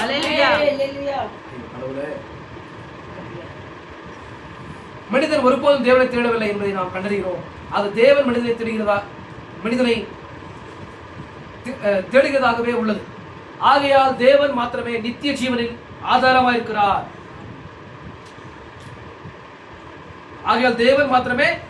நித்திய ஜீவனின் ஆதாரமா இருக்கிறார் என்பதை நாம் கண்டறிகிறோம். நித்தியமா இருக்கிற ஒவ்வொரு காரியத்திற்கும் துவக்கம் கிடையாது, முடிவும் கிடையாது என்பதை நாம் கண்டறிகிறோம். அப்போ நித்தியன்றது என்ன அர்த்தம் சொல்லுங்க பார்க்கலாம். அதுக்கு துவக்கமும் முடிவும் இல்லை. அதுக்கு என்ன இல்லை? அதுக்கு ஆரம்ப ಇಲ್ಲ ಅಂತ್ಯ ಇಲ್ಲ. ನಿತ್ಯ ಅನ್ನೋದಕ್ಕೆ ಅರ್ಥ ಗೊತ್ತಾ? ಆರಂಭ ಇಲ್ಲ, ಅಂತ್ಯ ಇಲ್ಲ. ಅದು ಹೆಂಗಿದೆ? ಅದು ಒಂದು ಸರ್ಕಲ್ ತರ ಇದೆ. ಆ ಸರ್ಕಲ್ ಎಲ್ಲಿಂದ ಆರಂಭವಾಯಿತು ಗೊತ್ತಿಲ್ಲ. ಅದಕ್ಕೆ ಅಂದ್ರೆ ಅರ್ಥ ಅಂತ ಹೇಳಿದ್ರೆ, ನಿತ್ಯ ಅನ್ನೋದಕ್ಕೆ ಅರ್ಥ ಸರ್ಕಲ್ ತರ. ಅದು ಎಲ್ಲಿ ಆರಂಭ ಆಗುತ್ತೋ, ಅದು ಎಲ್ಲಿ ಮುಕ್ತಾಯವಾಗುತ್ತೋ ನಮ್ಗೇನಾಗಲ್ಲ, ನಮ್ಗೆ ಗೊತ್ತಾಗೋದಿಲ್ಲ. ವಿಶ್ವಾಸ ಮಾಡ್ತಿದ್ದೀರಾ? ಅದೇ ಸರ್ಕಲ್ ಅಂತ ಹೇಳಿದ್ರೆ ಅದು ನಿತ್ಯಕ್ಕೆ ಅರ್ಥ ಆಗಿದೆ, ಗುರ್ತಾಗಿದೆ. ವಿಶ್ವಾಸ ಮಾಡ್ತಿದ್ದೀರಾ?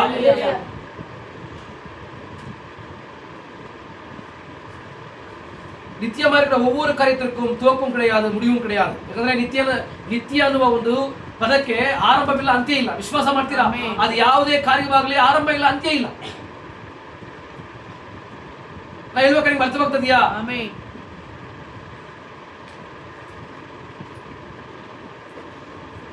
ஆகையால் நரகத்திற்கு ஒரு துவக்கம் உண்டு, நரகத்திற்கு ஒரு துவக்கம் உண்டு என்றும் அதற்கு ஒரு முடிவும் உண்டு என்றும் நாம் கண்டறிகிறோம். அங்கு எவருமே நரகம்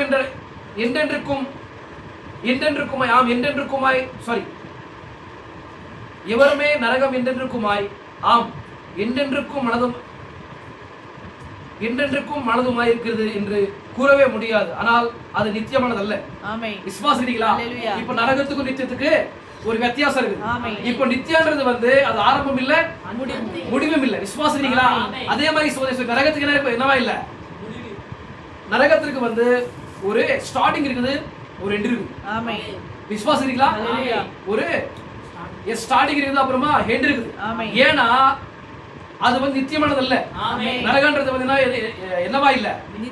நித்தியமானது இல்ல. ஏன்னா அதுக்கு வந்து ஆரம்பம் இருக்குது, ஒரு முடிவு இருக்குது. ஏன்னா அது வந்து குறிப்பிட்ட ஒரு கால வரைக்கும் தான் அது இருக்கும். அதுக்கு மேல இருக்க முடியாது. ஏன்னா தேவன் எதுக்காக உருவாக்குனாரு? யார் வந்து அந்த கிருபாதர பலியை வந்து விசுவாசிக்காம அந்த பரலோகத்தின் சுவிசேஷத்தை வந்து தள்ளுறாங்களோ, இல்ல புறக்கணிக்கிறாங்களோ, நிராகரிக்கிறாங்களோ, அவங்களுக்கான ஒரு பிளேஸ் அது. விசுவாசிகளுக்கான பிளேஸ் அது. விசுவாசிங்களா? நான் சொல்றது புரியுதா? அப்ப அதை வந்து தேவன் என்ன பண்றாரு? அதை வந்து அவர் வந்து என்ன பண்ணல? நித்தியத்துக்கு என்று உருவாக்கல. எஸ், அது நித்தியமானது இல்லை. ஏன்னா அது நித்தியம் என்பதற்கு ஒரு ஆரம்பம் இல்ல, ஒரு முடிவு இல்ல. புரியுதா உங்களுக்கு? நான் சொல்றது புரியுதா? அப்ப நித்தியம்ன்றதுக்கு என்ன இல்ல? ஒரு ஆரம்பம் இல்ல, ஒரு முடிவு இல்ல. ஆனா இது வந்து எதுக்காக உருவாக்கப்பட்டிருக்கு?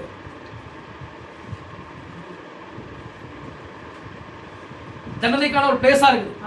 அப்ப அதுக்கு ஒரு ஆரம்பம் இருக்குது, ஒரு முடிவு இருக்குது. அப்ப அதுக்கு வித்தியாசம் என்ன? அது நித்தியமானது இல்ல, அது நித்தியமானது. இது நித்தியமானது இல்ல, அது நித்தியம். விசுவாசிக்கிறீங்களா?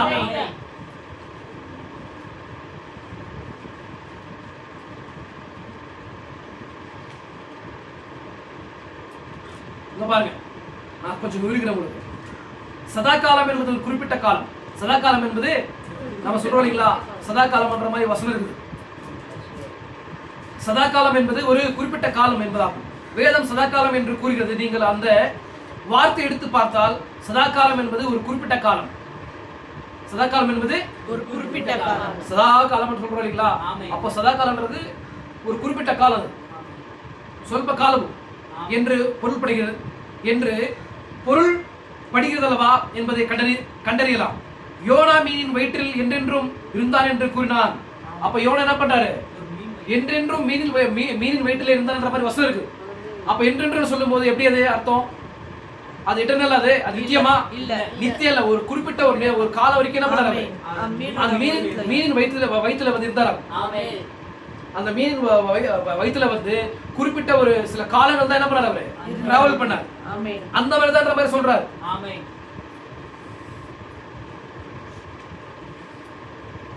யோனா மீனின் வயிற்றில் என்றென்றும் இருந்தான் என்று கூறினான்.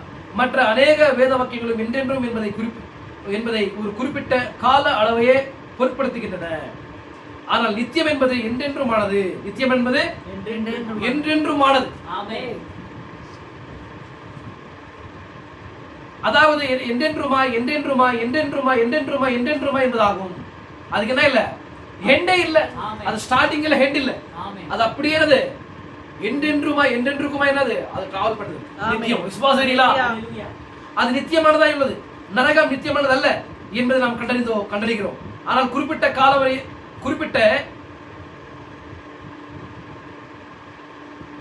காலவரையறை கொண்டதாய் உள்ளது. அந்த காரணத்தினால் தான் இப்பொழுது நீங்கள் அந்த வார்த்தைகளை கவனிக்க வேண்டும். நீங்கள் கவனிக்கவில்லை என்றால் நீங்கள் குழப்பமடைவீர்கள். இப்பொழுது அந்த காரியங்களுக்கு துவக்கம் இல்லாதிருந்தது என்பதும் முடிவு இல்லாதிருக்கிறது என்பதும் நினைவுகட்டும். ஆகையால் இயேசு என் வசனத்தை கேட்டு என்னை அனுப்பினவரை விசுவாசிக்கிறவனுக்கு ஜீவன் உண்டு. என்ன சொல்றாரு அவரு? என் வசனத்தை கேட்டு என்னை அனுப்பினவரை விசுவாசிக்கிறவனுக்கு நித்திய ஜீவன் உண்டு. வசனம் சொல்லுது. ஹல்லேலூயா. இப்போ அவர் அனுப்புனது யாரு? தேவன். இப்போ ஜீசஸ் கிரைஸ்ட் வந்து யாரா இருக்கிறாரு? யெகோவா தேவன். அவர் வந்து வேர்டா இருக்கிறார். ஆமென். அவரு வார்த்தையின் சரீரமா இருக்கிறார். இயேசு கிறிஸ்து என்கிற அந்த சரீரத்துக்கு என்ன பேரு? இயேசு கிறிஸ்து என்று பேர் இருக்கு சரீரத்துக்கு. ஆமென். வார்த்தை மாம்சமாகி இந்த உலகத்துக்கு வந்துச்சீங்களா? ஆமென். உலகத்துக்கு வரும்போது அந்த சரீரத்துக்கு என்ன பேரு? இயேசு கிறிஸ்து என்று பேரு. இப்போ என் பேர் என்ன? அப்படி இல்லைங்க, நார்மலா சொல்லுங்க. முரளிதான் பேர். விசுவாசிங்களா? அப்ப சோதனை சகோதரியே, என் பேர் வந்து இந்த பாடிக்கு தான் இந்த பேரு. விசுவாசி என்னுடைய தன்மைக்கு தான் பேரு. இப்போ அவர் வந்து இந்த உலகத்துல வரும்போது வார்த்தையின் சரீரமா வந்தார். வார்த்தையின் சரீரமா வந்தார். அந்த சரீரத்துக்கு தான் இயேசு கிறிஸ்து என்ற பேர். இயேசு கிறிஸ்து என்கிற ஒரு பேர். விசுவாசிகளா? ஆனா அவருக்குள்ள அசைவாடின அந்த ஆவி யாரு? அவர்தான் யாரு? எலோஹிம். தன்னில் தான் ஜீவிக்கிறவர். விசுவாசிகளா? இந்த உலக தோட்டத்துக்கு முன்பாகவே அவர் இந்த உலக தோட்டத்துக்கு முன்பாகவே தன்னில் தான் ஜீவிக்கிறவரா இருந்தார். எந்த ஒரு தேவை இல்லாத நபராய் என்ன பண்ணார்? அவரு தன்னில் தான் ஜீவிக்கிறவரா இருந்தாரு. அவருக்கு சிந்தை இருந்தது. அந்த சிந்தையில என்ன பண்ணுவார்? அவரு சிந்திக்கிற தன்மை இருந்தது. அந்த சிந்திக்கிற தன்மைக்கு முன்பாக அவரு ஒரு காரியத்தை சிந்திக்கும் போதே அது சிருஷ்டிக்கிற வல்லமையும் இருக்குது அவர்கிட்ட. அப்பேற்பட்டவரா இருந்தார். அப்பேற்பட்டவரா இருந்து இப்போ என்ன பண்ணிருக்காரு? அவரு வார்த்தை உரைத்து அந்த வார்த்தை மாம்சமாகி அது சரீரமானது. அந்த சரீரத்துக்குள்ள தம்மை என்ன பண்றாரு? ஊற்றிக்கொள்றாரு. விசுவாசிகளா? அப்போ அந்த அனுப்புனவர் யாரு? எலோஹிம். விசுவாசிகளா? இதுக்காக மீட்டுக் கொள்ளும். எஸ், தம்முடைய மனுக்குலத்தை தம்முடைய பிள்ளைகளை வந்து மீட்டுக் கொள்ளும்படி இருந்தார். அப்போ அந்த வசனம் என்ன பண்ணுது?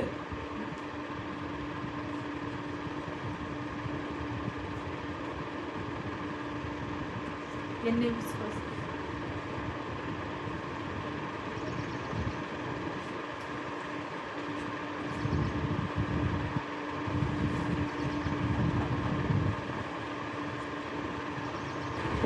இங்க பாருங்க, இயேசு சொல்றாரு,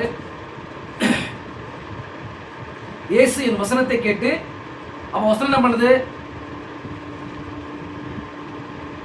வசனம் என்ன பண்ணுது? நமக்கு உண்மையான அர்த்தத்தை வெளிப்படுத்துது. இல்லீங்களா? உண்மையான அர்த்தத்தை வெளிப்படுத்துது. என்னை அனுப்பினவரை விசுவாசிக்கிறவர் நித்திய ஜீவன் உண்டு. அப்ப யார் அந்த வேர்டை வந்து அனுப்புனது? எலோஹிம். விசுவாசிக்கிறீங்களா? சிருஷ்டிகர்த்தர் யாரு? சர்வ வல்லமையுள்ள தேவன். விசுவாசிக்கிறீங்களா? அப்ப அவரை விசுவாசிக்கிறவர்களுக்கு நித்திய ஜீவன் இருக்குதான். நித்திய ஜீவன் உண்டு. என்றென்றுக்குமா? அது சரியாக துணிக்கிறதா இல்லையா? நித்திய ஜீவன் உண்டு. நித்தியம் என்ற வார்த்தைக்கு தேவனாய் உள்ளது. நித்தியம் என்ற வார்த்தை தேவனாய் உள்ளது. ನಿತ್ಯಕ್ಕೆ ಅರ್ಥ ಏನು ಗೊತ್ತಾ? ನಿತ್ಯಕ್ಕೆ ಅರ್ಥ ಅದು ದೇವರಾಗಿದೆ. ವಿಶ್ವಾಸ ಮಾಡ್ತಿಲ್ಲ ನಾವು ದೇವರಿಗೆ ಆರಂಭ ಅಂತ ಇದೆಯಾ? ದೇವರು ಹೆಂಗಿದ್ದಾನೆ? ನಿತ್ಯವಾಗಿದ್ದಾನೆ. ಅದಕ್ಕೆ ಆರಂಭ ಇಲ್ಲ, ಅಂತ್ಯ ಇಲ್ಲ. ವಿಶ್ವಾಸ ಮಾಡ್ತೀರಾ? ಅದಕ್ಕೆ ತಾಯಿ ತಂದೆ ಇಲ್ಲ. ಆತ್ಮ ಹೆಂಗಿದ್ದಾನೆ? ಅದನ್ನು ತನ್ನಲ್ಲಿ ತಾನು ಜೀವಿಸ್ತಕ್ಕಂತ ದೇವರಾಗಿದ್ದಾನೆ.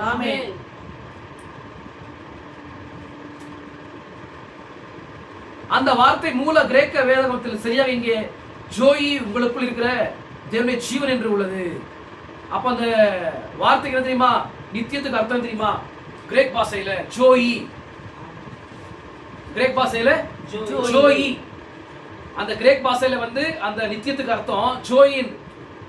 அப்ப தேவனுடைய சொந்த ஜீவனே ஜோயா இருக்கு. உங்களுக்குள் இருக்கிற தேவனுடைய ஜீவன் என்று உள்ளது. அப்ப நமக்குள்ள என்ன இருக்குது?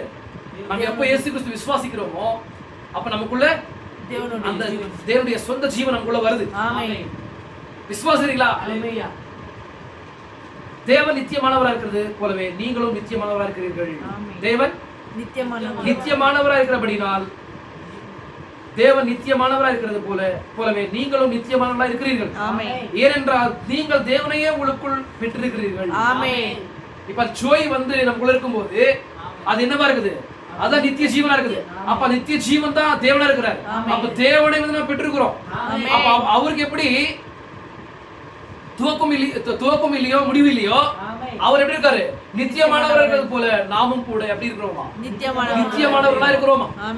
என்ன காரணம் இருக்கு? ஏனென்றால் நீங்கள் தேவனையே உங்களுக்குள்ளாக பெற்றிருக்கிறீர்கள். இங்க பாருங்க, உங்களுடைய பழைய சுபாவம் உலகத்தின் சுபாவம் மரித்து போய்விட்டது. இப்ப ஜோய் உள்ள வச்சுட்டீங்களா? உங்களுடைய பழைய சுபாவம் உலகத்தின் சுபாவம் மரித்து போய்விட்டது. நீங்கள் ஒரு புதிய சிருஷ்டியாகி விட்டீர்கள். ஒருவர் கிறிஸ்துவுக்குள் வந்தால் அவர் புதிய சிருஷ்டி என்று வார்த்தை சொல்லுது. அப்படி நீங்க என்ன பண்ணிட்டீங்க? நீங்க எல்லாமே இயேசு கிறிஸ்துவை விசுவாசித்து நீங்க உள்ள வந்துட்டீங்க. அவர்தான் நமக்கான கிருபாதார பலி. அவர் தேவனால் நியமிக்கப்பட்ட ஏற்படுத்தப்பட்ட ஒரு கிருபாதார பலி. மணிக்குலத்தை மீட்டுக் கொள்ளும்படி இனத்தான் மீட்பராக இந்த உலகத்திற்கு கல்வாரியில் அடிக்கப்பட்ட அந்த கல்வாரியை பார்க்கும்போது அந்த வெண்கல சர்ப்பத்தை பார்க்கும்போது எனக்காக அடிக்கப்பட்ட நீங்க விசுவாசிக்கும் போது நீங்க என்ன ஆயிட்டீங்க? நீங்க புதிய சிருஷ்டி ஆயிட்டீங்க. கிறிஸ்துவுக்குள்ள புதிய சிருஷ்டியாவதற்கு நீங்க தகுதி பெற்றவர்கள் ஆயிட்டீங்க. உங்களுடைய பழைய சுபாவம் உலகத்தின் சுபாவம் மரித்து போய்விட்டது. நீங்கள் ஒரு புதிய சிருஷ்டியாகி விட்டீர்கள். உங்களுடைய வாஞ்சைகள் தேவன் உங்கள் நாசியிலே சுவாசத்தை ஊதின போது நீங்கள் பிறந்தபோது துவக்கத்தில் கொண்டிருந்த அந்த பழைய ஜீவியத்தின் அந்த பழைய மாம்ச பிரகாரமான சுபாவம் மரித்து விட்டது. எப்போ? இப்ப நம்ம எல்லாம் எப்படி பிறக்கிறோம்? பாவத்துல பிறந்த அக்கிரமத்துல சொல்லுங்க. பாவத்துல அக்கிரமத்துல உருவாகி பொய் பேசுகிறவர்களாய் உலகத்துக்கு வந்தோம். ஆனா சகோதரர் ஒருவர் கிறிஸ்துவுக்குள் வந்தால் அவன் புதிய சிருஷ்டி. விசுவாசிக்கிறீங்களா? அப்போ நம்ம கிறிஸ்துவுக்குள்ள பிறக்கும் போது எப்படி பிறக்கிறோம்?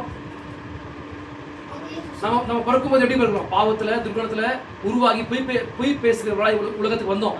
ஆனா எப்போ இயேசு கிறிஸ்துவை விசுவாசித்து நம்ம எப்போ அந்த கிருபாதார பலியோடு நம்ம ஒப்புரவாக்கி நம்ம ஒப்பு கொடுக்கிறோமோ அப்படி நாமத்துல நம்ம என்ன பண்றோம்? ஞானஸ்நானம் எடுத்துக்கொள்றோமோ அப்ப என்ன பண்றோம்? உலகத்துக்கு நம்ம மரித்து கிறிஸ்துவுக்குள் நம்ம என்ன பண்றோம்? நித்திய ஜீவனுக்கு பாத்திரங்களாக எழுப்புறோம். அவருடைய உயிர்த்தெழுதல் அவருடைய சொல்லுங்க கிறிஸ்துவினுடைய மரணத்தின் மூலமாக மரித்து அவர் எப்படி உயிர்த்தெழுந்தாரோ அவருடைய உயிர்த்தெழுதல்ல நாம என்ன பண்றோம்? எஸ், பங்குள்ளவர்களாக உயிர்த்தெழுந்து வருகிறோம். விசுவாசிக்கிறீங்களா? அப்படி வரும்போது சோதரே நம்ம என்ன பண்றோம்? உங்களுடைய பழைய சுபாவம் உலகத்தின் சுபாவம் மரித்து போய்விட்டது. அப்ப என்ன பண்ணுது? நமக்குள்ள அந்த பழைய சுபாவம் உலகத்தின் சுபாவம் எல்லாமே என்ன ஆகுது? எஸ், மரித்து போகுது.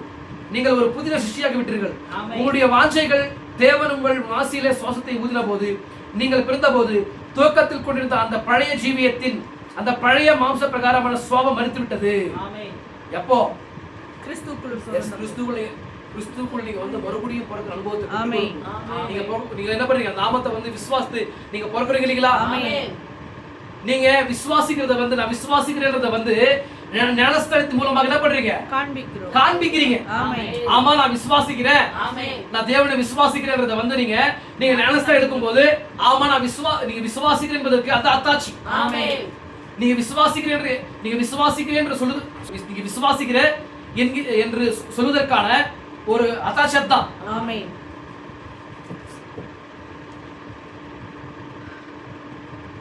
பழைய மாம்ச பிரகாரமான சுபாவம் மறுத்து விடுது. அதற்கு ஒரு துவக்கம் இருந்தது. அதுக்கு என்னது? ஒரு துவக்கம். அதுக்கு ஒரு துவக்கம். இப்போ நம்ம என்ன பண்றோம்? இந்த பழைய மனுஷனுடைய சுபாவம், பழைய மனிதனுடைய சுபாவமானது நம்ம கிட்ட இருக்கும்போது அதுக்கு துவக்கம் இருந்துச்சு. அதுக்கு முடிவு இருக்கும். ஏன்னா அது என்ன இல்லது? அது நித்தியமானது இல்ல. விசுவாசிக்கிறீங்களா? ஏன்னா இங்க பாருங்க, சொல்றாரு பாருங்க, நீங்கள் பிறந்த துவக்கத்தில் கொண்டிருந்த அந்த பழைய ஜீவியத்தின் அந்த பழைய மாம்ச பிரகாரமான சுபாவம் மரித்து விட்டது. அதற்கு ஒரு துவக்கம் இருந்தது, அதற்கு ஒரு முடிவும் இருந்தது. எனவே அது மரித்து போய் என்றென்றுக்குமாய் அந்த பழைய சுபாவத்தோடு ஒளிந்து போய்விட்டது. அதுக்கு என்ன இருந்தது? அதுக்கு பழைய சுபாவத்தோடு அதற்கு ஒரு துவக்கம் இருந்தது, அதற்கு ஒரு முடிவும் இருந்தது. எனவே அது மரித்து போய் என்றென்றுக்குமாய் அந்த பழைய சுபாவத்தோடு ஒளிந்து போய்விட்டது. தேவன் புதிய சுபாவத்தோடு உள்ளே வந்தார்.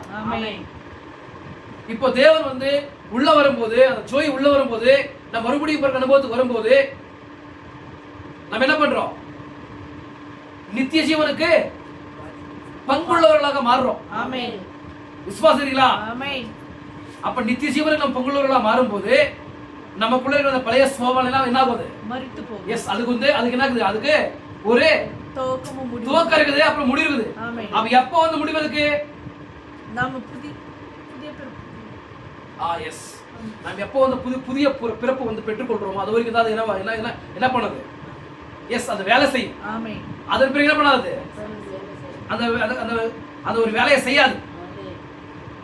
அதன் பிறகு பாருங்க சோதனை சொல்லியே, நீங்க எப்போ வந்து கிறிஸ்துக்குள்ள நீங்க வந்து உள்ள வரும்போது அந்த பழைய சாபத்தோடு ஒளிந்து போய்விட்டது. தேவன் புதிய சுபாவத்தோடு உள்ளே வந்தார். அப்பொழுது அன்பு, சந்தோஷம், சமாதானம், நீடிய பொறுமை, தயவு, சமாதானம், பொறுமை, சாந்தம், தயவு முதலியான உட்பிரவேசித்தன. இந்த மாதிரி காரியங்கள் வந்து உங்களுடைய வாழ்க்கை மூலமாக வெளிப்படும் போதுதான் என்னது? நீங்க மறுபடியும் பிறந்திருக்கிற அனுபவத்துக்கு வந்திருக்கிறீங்க என்பதை காண்பிக்கிறது. விசுவாசிக்கிறீங்களா? இப்ப நீங்க வந்து நாங்க தேவனை விசுவாசிக்கிறோம் என்பதற்காக நீங்க என்ன பண்றீங்க?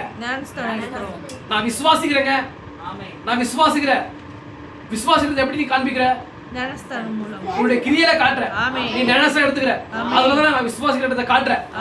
இப்போ அதே மாதிரி நீங்க மறுபடியும் புரிஞ்சிருந்தீங்கன்னா உங்களுடைய வாழ்க்கையில எந்த மாதிரி காரியங்கள் வெளிப்படும்? சந்தோஷம், சமாதானம். எஸ், ஃபர்ஸ்ட் வந்து அப்பொழுது அன்பு, சந்தோஷம், சமாதானம், நீடிய பொறுமை, தயவு, சமாதானம், பொறுமை, சாந்தம், தயவு முதலியான உட்பிரவேசித்தன. அது மனக்களிப்பு, கோபம், பகைகள், வைராக்கியம், சண்டை மற்றும் உள்ள எல்லா காரியங்களின் ஸ்தானத்தை எடுத்துக்கொண்டது. நீங்கள் மரணத்தை விட்டு நீங்கி ஜீவனுக்கு உட்பட்ட போது ஜீவன் அதனுடைய ஸ்தானத்தை எடுத்துக்கொண்டது. அந்த மரணத்துக்குரிய பாகமானது இருக்கும்போது நம்ம என்ன இருக்கும்? கோபம், வைராக்கியம், சண்டைகள், பொறாமைகள் இதெல்லாம் இருக்கும். ஆனா நித்திய ஜீவன் உள்ள வரும்போது சந்தோஷம், சமாதானம் அது என்ன பண்ணும்? அது எல்லாமே நம்முடைய வாழ்க்கையில இருந்து அகற்றி நித்திய ஜீவன் நம்ம என்ன டேக் ஓவர் பண்ணும்போது நமக்குள்ள என்ன வரும்? உள்ள எஸ், அந்த ஆவிக்குரிய குணங்கள் உள்ள வரும். அன்பு, சந்தோஷம், சமாதானம், நீடிய பொறுமை, தயவு, இல்லீங்களா? அந்த மாதிரி காரியங்கள் வெளிப்படும் போது நம்ம வாழ்க்கை மூலமா வெளிப்படணும். எத்தனை பேர் விசுவாசிக்கிறீங்க? அல்லேலூயா. ஜீவன் அதனுடைய ஸ்தானத்தை எடுத்துக்கொண்டது. உங்களுக்கு இது புரிகிறதா? உண்மையாகவே இப்பொழுது கூர்ந்து கவனிங்கள். அப்ப ஜீவன் இந்த ஜோய், அந்த ஜீவன் உள்ள வரும்போது நம்ம என்ன பண்ணோம்? இந்த மாதிரி காரியங்களை என்ன பண்ணோம்? வெளிப்படுத்தணும். இப்பொழுது கூர்ந்து கவனிக்கிறீர்களா சபையோர்? ஆமென். ஆகையால் கவனிங்கள், ஒரே ஒரு நித்திய ஜீவன் ஒரே ஒரு நித்திய ஜீவனின் ரூபம் மாத்திரமே உண்டு. அதை கண்டறியுங்கள். அது தேவன் மாத்திரமே நித்திய ஜீவனை உடையவராக இருக்கிறார் என்பதாகும். வேதம் அவண்டமாய் கூறுகிறது, தேவன் மாத்திரமே நித்திய ஜீவனை உடையவராக இருக்கிறார். ஒரு மனிதன் நரகத்தில் என்றென்றுமாய் வேதனை போவதா இருந்தால் அப்பொழுது அவன் தேவனை நித்தியத்தை உடையவராக இருக்க வேண்டும். ஆனால் நான் அங்கு அதை கூறுவதோ, இங்க பாருங்க, அப்போ நித்திய ஜீவனுக்கும் நரகத்துக்கு என்ன பண்ண ஒரு வித்தியாசத்தை காண்பிக்கிறார். ஆமென். ஏன்னா நான் இப்ப இங்க பாருங்க, தேவன் மாத்திரமே நித்திய ஜீவனை உடையவராக இருக்கிறார். புரியுதா உங்களுக்கு? ஒரு மனிதன் நரகத்தில் என்றென்றுக்குமாய் வேதனையுற போதா இருந்தால், ஒரு மனுஷன் வந்து நரகத்துல வந்து என்றென்றுக்குமாய் வேதனையுற போவதா இருந்தால், அப்பொழுது அவன் தேவனை நித்தியத்தை உடையவராக இருக்க வேண்டும். அப்ப எப்படி வந்து நித்திய ஜீவனுக்கு வந்து தோக்கமும் ஒரு முடிவில்லையோ அதே மாதிரி என்ன ஆயிடும்? நரகம் அதே மாதிரி ஆயிடும். நீங்க சொல்றது புரியுதா உங்களுக்கு? மனித நரகத்தில் என்றென்றுமாய் வேதனை உற போவதா இருந்தால், அப்பொழுது அவன் தேவனை நித்தியத்தை உடையவராக இருக்க வேண்டும். ஆனால் நான் அங்கு அதை கூறுவதோ இப்பொழுது எரிகிற நரகம் ஒன்று இல்லை என்று நான் கூறிக்கொண்டிருக்கவில்லை என்பது நினைவுகட்டும்.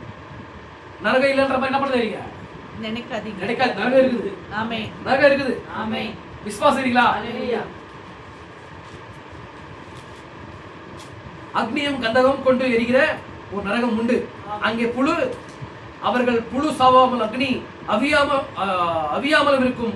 அக்னியினாலும் கந்தகத்தினாலுமான ஒரு தண்டனை. அது ஒரு கோடிக்கணக்கான ஆண்டுகள் நீடித்திருக்கலாம். ஆனால் அதற்கு ஒரு முடிவு உண்டு. இப்போ ஒரு நரகம் இருக்குது இல்லைங்களா? அந்த நரகத்துல வந்து எதுக்காக யாரெல்லாம் வந்து கிருபை செய்து புறக்கணிக்கிறாங்களோ, விசுவாசிங்களா? யார் வந்து இயேசு கிறிஸ்துவை விசுவாசிக்காம அந்த வார்த்தை கீழ்ப்படியாம அவங்கள யாரெல்லாம் வந்து அவங்களுடைய வாழ்க்கையை வந்து போற போக்குல வந்து நடத்தி கொண்டு போறாங்களோ, என்ன பண்றாங்க? அவங்க கண்டிப்பா வந்து இந்த மாதிரி ஆட்களுக்கு தான் என்ன பண்ணிருக்காங்க? நரகத்தை ஏற்படுத்திருக்கிறாங்க. தேவன் நரகத்தை ஏற்படுத்திருக்கிறார். நரகம் இல்லாம இல்ல. நரகத்துக்கு என்ன இருக்குது? ஒரு துவக்கம் இருக்குது, ஒரு முடிவு இருக்குது. ஆனா நித்தியத்துக்கு என்ன இல்ல? விசுவாசிக்கிறீங்களா? ஆனா அது எப்படி இருக்கும்? அது ஒரு கோடிக்கணக்கான ஆண்டுகள் நீடித்திருக்கலாம். ஆனால் அதற்கு ஒரு முடிவு உண்டு. என்றால் நரகம் பிசாசுக்காகவும், யாருக்காக பாருங்க சொல்ற, நரகத்தை யாருக்காக பண்றாரு? பிசாசுக்காகவும், அவனுடைய தூதர்களுக்காகவும் சிருஷ்டிக்கப்பட்டது. ஒவ்வொரு காரியமும் அதே தேவனிடத்தில் தான் ஆதியில் இருந்தது. ஒவ்வொரு காரியமும் தேவனிடத்திலிருந்து தான் வந்தது. விசுவாசிக்கிறீங்களா?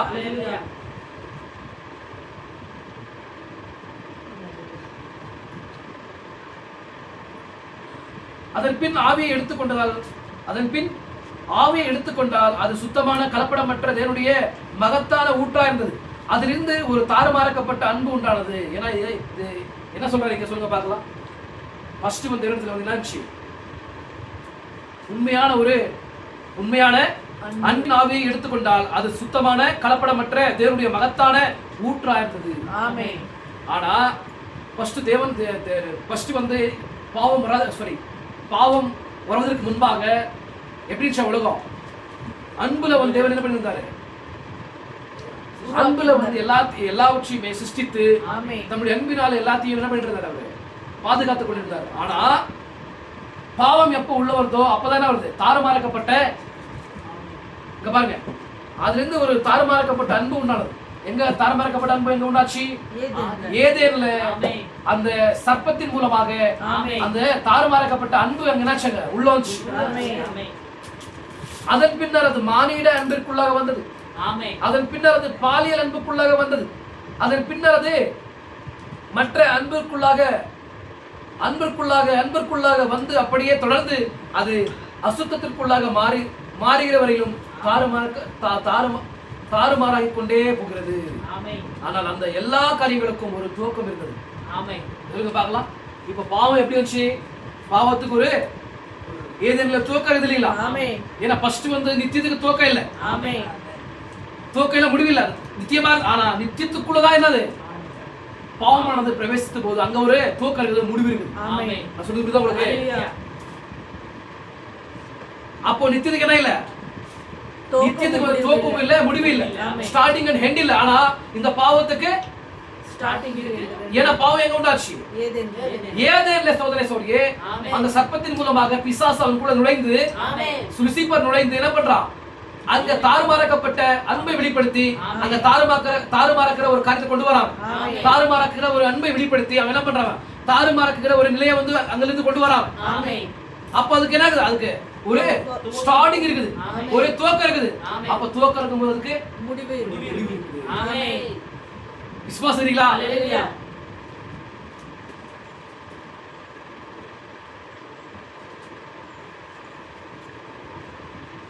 ஆனால் அந்த எல்லா காரியங்களுக்கும் ஒரு துவக்கம் இருந்தது. என்றோ ஒரு நாள் அது நேராக திரும்பும், மூல அன்பிற்குள்ளாக திரும்பும். என்றோ ஒரு நாள். ஆனால் அந்த எல்லா காரியங்களுக்கும் ஒரு துவக்கம் இருந்தது. இதுக்கு அந்த பாவத்திற்கு. விசுவாசிக்கிறீங்களா? ஆமென். என்றோ ஒரு நாள் அது நேராக திரும்பும், மூல அன்பிற்குள்ளாக திரும்பும். எப்போது? எஸ், இந்த காலம் தான். ஆமென். விசுவாசிக்கிறீங்களா? அப்பேற்பட்ட ஒரு காலகட்டத்தில் நம்ம வாழ்ந்துட்டு இருக்கிறோம். விசுவாசிக்கிறீங்க? ஹalleluya. என்றோ ஒரு நாள் அது நேராக திரும்பும், மூல அன்பிற்குள்ளாக திரும்பும். அது நித்தியமானது. ஆமென். ஏன்னா இப்ப நம்ம எங்க போயிட்டு இருக்கிறோம்? நித்திய நம்ம நித்தியத்துல தான் இருக்கிறோம். ஆமென். விசுவாசிக்கிறீங்களா? நம்முடைய பிரிச்சுவல்ல பார்க்கும்போது, ஆவிக்குரிய ரீதியில பார்க்கும்போது நம்ம எங்க இருக்கிறோம்? நித்தியத்தோடு நம்ம கனெக்ட் இருக்கிறோம். ஏன்னா நித்தியமான தேவன் இறங்கி வந்திருக்கிறார். ஆமென். ஹalleluya. விசுவாசிக்கிறீங்களா? ஹalleluya. நித்தியமான தேவன் வந்து காலத்துக்குள்ள வந்திருக்கிறார். எதுக்காக? ஹalleluya. தம்முடைய குமாரர் குமார்த்திகளை வந்து கொண்டு போவதற்காக. ஆமென். ஆமென். விசுவாசிக்கிறீங்களா? ஆமென்.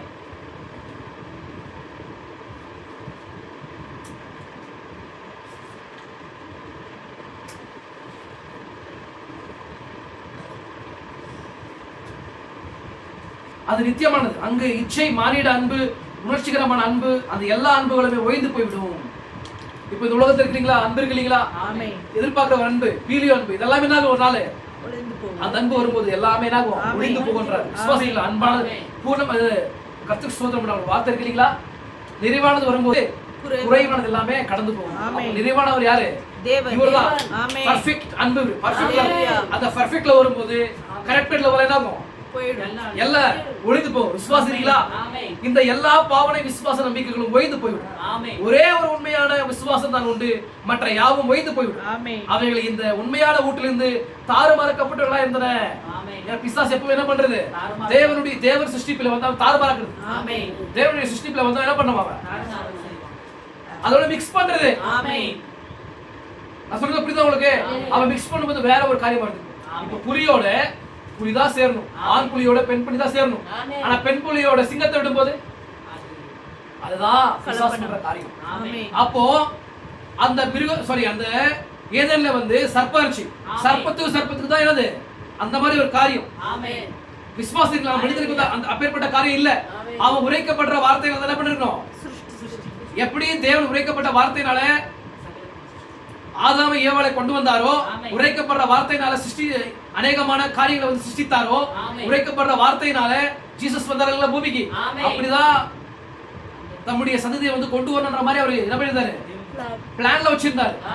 ஆனா அங்க ஏதேன்ல நினைச்சு அந்த ஏதேன்ல சர்ப்பம் வந்து சர்ப்பத்துக்குள்ள பிசாசு நுழைஞ்சு அவன் அந்த காரியங்களை எல்லாம் என்ன பண்ணிட்டாங்க?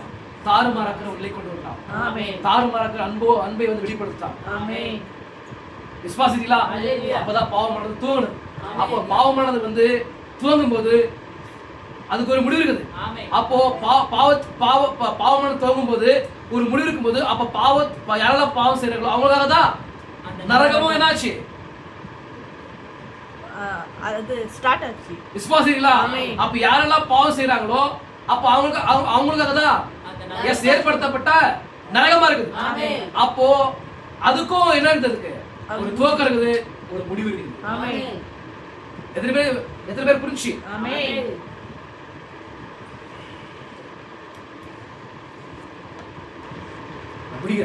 நான் முடிகிற பாருங்க சொல்லி. ஆகையால் நரகம் வேதனையோ நித்தியமானதல்ல. அப்ப நரகம் நம்ம படுற வேதனைகள், கஷ்டங்கள் எல்லாமே என்னது? நித்தியமானது இல்ல. அதெல்லாம் ஒரு துவக்கம் இருக்குது. எங்க வந்து பாவமானது வந்ததோ அங்கிருந்து தான் இதெல்லாமே ஆரம்பிக்குது. இதெல்லாமே ஆரம்பிக்கப்படுது. நான் சொல்றது புரியுதா உங்களுக்கு? எப்ப வந்து அங்க ஏதேன்ல வந்து பாவமானது வருதோ அங்கிருந்து எல்லாமே என்ன ஆகுது? ஸ்டார்ட் ஆகும். வேதனையோ நித்தியமானதல்ல. பாவத்தின் காரணமாகவே வேதனை கொண்டு வரப்பட்டது. பாவத்தின் காரணமாகவே மனிதனுக்கு வேதனை வந்தது. ஆமென்.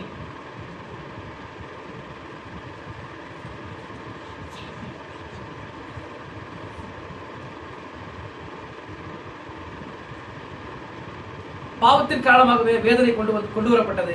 பாவமே வேதனையை அறிமுகப்படுத்தியது. அப்ப பாவம் வந்து என்ன பண்ணுது? வேதனையை வந்து என்ன பண்ணுது? அறிமுகப்படுத்துது. ஆமென். விசுவாசிங்களா? நான் சொல்ல புரியுதா உங்களுக்கு?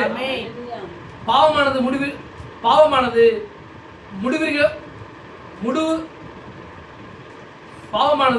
முடிவுறுகின்ற போது வேதனையும் கூட முடிவுற்று விடும். அப்ப பாவமானது கொலாப்ஸ் ஆகும்போது அதுவும் என்ன ஆயிடும்? வேதனை கூட அதுவும் போயிடும் என்ற மாதிரி சொல்றார். கிறிஸ்துவை ஒருபோதும் ஏற்றுக்கொள்ளாத பாவிகளுக்கு அங்கே நரகத்தில் ஒரு நேரம் உண்டாயிருக்கும். கிறிஸ்துவை ஒருபொழுது ஏற்றுக்கொள்ளாத விசுவாசிக்கிறீங்களா? கிறிஸ்துவை ஒருபோதும் ஏற்றுக்கொள்ளாத பாவிகளுக்கு அங்கே நரகத்தில் ஒரு நேரம் உண்டாயிருக்கும். அவர்கள் ஒரு கோடி ஆண்டுகள் தண்டிக்கப்படலாம். ஒரு கால அது கோடி ஆண்டுகளா இருக்கலாம். ஆனால் எனக்கு தெரியாது. ஆனால் அதை கூற முடியாது. ஆனால் ஏதோ ஒரு நேரத்தில் அதற்கு ஒரு முடிவு உண்டாகும். எதுக்கு சொல்றாரு? நரகத்துக்கு. விசுவாசிங்களா? அப்ப பாவம் தான் என்ன பண்ணுதுன்னா வேதனையை வந்து நம்ம கொண்டு வருது. அப்ப நீங்க பாவம் செய்யறதாலதான் நமக்கு வேதனை வருது. அப்ப பாவம் வந்து பாவம் தான் என்ன பண்ணுது? நமக்கு வேதனையை வந்து அறிமுகப்படுத்துது. விசுவாசிங்களா?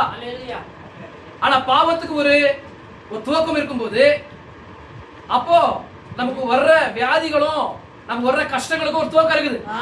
அப்ப இதெல்லாம் போகணும்னா நம்ம உண்மையான அன்பிற்கு ஜீவனுக்கு நம்ம திரும்பணும். உண்மையான அன்பிற்கு நம்ம திரும்பணும். அதுதான் என்னவா இருக்குது? இயேசு கிறிஸ்துவா இருக்கிறார். அதுதான் ஜோயா இருக்குது. அப்ப அது நம்ம திரும்பும்போது சொல்ல மறுபடியும் நம்ம நித்திய ஜீவனுக்கு நம்ம பாத்திரங்களா மாறிடுவோம். அப்ப நித்திய ஜீவனுக்கு பாத்திரமா மாறும்போது நம்ம புதிய சிருஷ்டி ஆயிடும். ஒருவன் கிறிஸ்துவுக்குள் வந்தால் புதிய சிருஷ்டி. அப்ப நம்ம தேவனுக்குள்ள புதிய சிருஷ்டி ஆகும் போது அப்போ நம்ம எப்படி பிறந்தோம்? நம்ம அந்த மூல பாவத்துல இருந்து நம்ம பிறந்தோம். அந்த மூல பாவத்துல நம்ம பிறக்கும் போது அப்ப அதுக்கு ஒரு துவக்கம் இருக்குது, ஒரு முடிவு இருக்குது. இப்போ நம்ம வந்து என்ன பண்ணிட்டோம்? அந்த துவக்கம் இருக்கிற காரியத்தை துவக்கம் இருக்கிற முடிவு இருக்குது. அதை வந்து நம்ம அந்த ஒரு காரியத்தை வந்து நம்மளுடைய வாழ்க்கையில நம்ம பெற்றிருந்தோம்.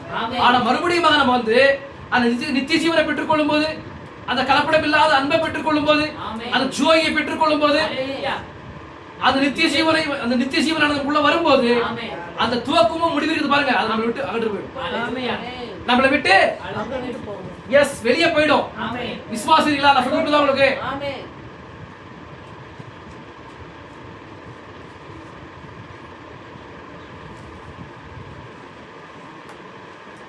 எத்தனை பேர் விசுவாசிக்கிறீங்க? ஒரு கால் கோடி ஆண்டுகள் தண்டிக்கப்படலாம். ஒரு கால் அது கோடி ஆண்டுகளா இருக்கலாம். ஆனால் எனக்கு தெரியாது. ஆனால் அதை கூற முடியாது. ஆனால் ஏதோ ஒரு நேரத்தில் அதற்கு ஒரு முடிவு உண்டாகும். அது நித்தியமானதல்ல.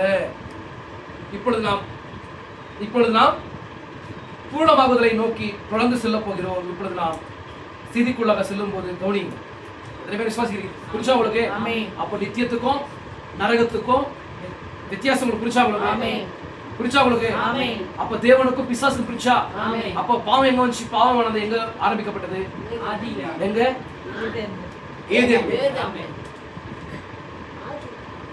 ஈடுல தான் ஆச்சு பாவமானது ஆரம்பிக்கப்படுது. பாவத்தினால தானே வருது வியாதிகள், துன்பங்கள், சோதனைகள், பரீட்சைகள், இன்னும் அநேகமான காரியங்கள் வருது.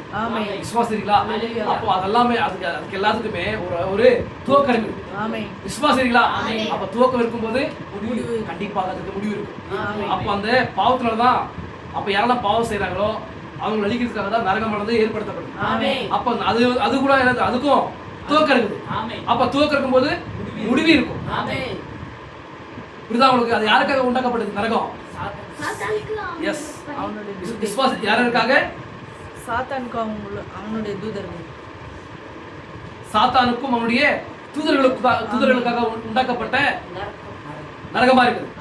இங்க சொல்றாரு பாருங்க, யார் வந்து கிறிஸ்துவை ஒருபோதும் ஏற்றுக்கொள்ளாத பாவிகளுக்கு, கிறிஸ்துவை யாரெல்லாம் ஏற்றுக்கொள்ளாம இருப்பாங்களோ அவங்களுக்கும் நரகம் ஏற்படுத்தப்படுது. விசுவாசிங்களா? நம்ம போன வாரங்களை பார்த்தோம். அப்பேற்பட்ட மகத்தான தேவன் வந்து இந்த உலகத்தை அன்பு கூர்ந்து தம்முடைய ஒரே பேரான குமாரனை வந்து என்ன பண்றாரு? ஒரே பேரான குமாரனை வந்து இந்த உலகத்தை அவர் வந்து அன்பு கூர்ந்து என்ன பண்றாரு? அவரே கொடுக்கிறார். அப்ப அவரை கொடுக்கும்போது அவரை விசுவாசிக்காம நம்ம வந்து அவரை புறக்கணிக்கும் போது தேவன் என்ன பண்ணுவார்? நம்ம கண்டிப்பா விசுவாசிங்களா? விசுவாசிங்களா? சோதனை இந்த மாதிரி காரியங்களை பார்த்தோம் நம்ம ஒரு 2 வீக்ஸ் முன்னாடி. ஆமென். ஆமென். புரியுதா உங்களுக்கு? அப்போ நித்தியத்துக்கும் நரகத்துக்கும் வித்தியாசம் புரிச்சு. அப்ப அதுக்கு ஸ்டார்டிங் இருக்குது, ஹெட் இருக்குது. ஆனா நித்தியத்துக்கு என்ன இல்ல, ஒரு ஸ்டார்டிங்ல ஹெட் இருக்கு. ஆமென். அது சர்க்கிள் மாதிரி. ஆமென். அப்ப தேவன் தான் சர்க்கிள். ஆமென். அவருக்கு என்ன இல்ல, முடிவு அவருக்கு துவக்கம் இல்ல, முடிவு இல்ல. ஆமென். வசனம் சொல்லி மேன் ஹalleluya. ஒரு வசனம் சொல்றது கர்த்தருக்கு ஸ்தோத்திரம் உண்டாகட்டும். மெல்கிசேதேக்கை பத்தி சொல்லும்போது அவர் எப்படிப்பட்டவரா இருக்கிறாரா? அந்த வசனத்தை பற்றி படிக்கலாமா? ஆமென். வேடுமா அந்த வசனம் பார்க்கலாம். எபிரேயர் 7ஆம் அதிகாரத்தை பாருங்க.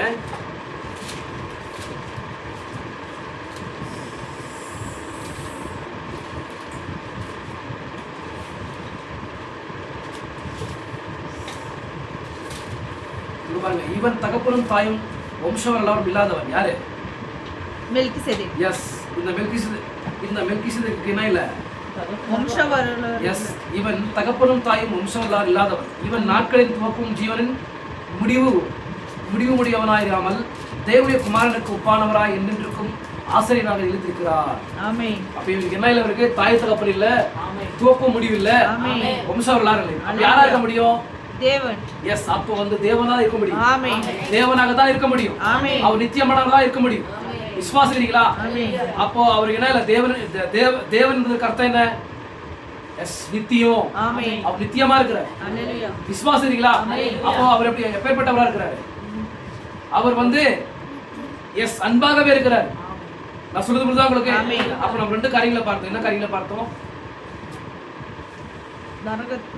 அப்படி இல்லங்க, நித்தியத்துக்கு வந்து என்ன இல்ல, துவக்கம் முடிவு இல்ல. அதே போல சொல்லி நரகத்துக்கு என்ன இல்ல, துவக்கம் இருக்குது, முடிவு இருக்குது. விசுவாசிக்கிறீங்களா? ஆனா இங்க பவுல் வந்து என்ன சொல்லு, என்ன வந்து நமக்கு வந்து அவர் வந்து சொல்றதுக்கு ஆசைப்படுறாரு, என்ன சொல்றதுக்கு ஆசைப்படுறாரு?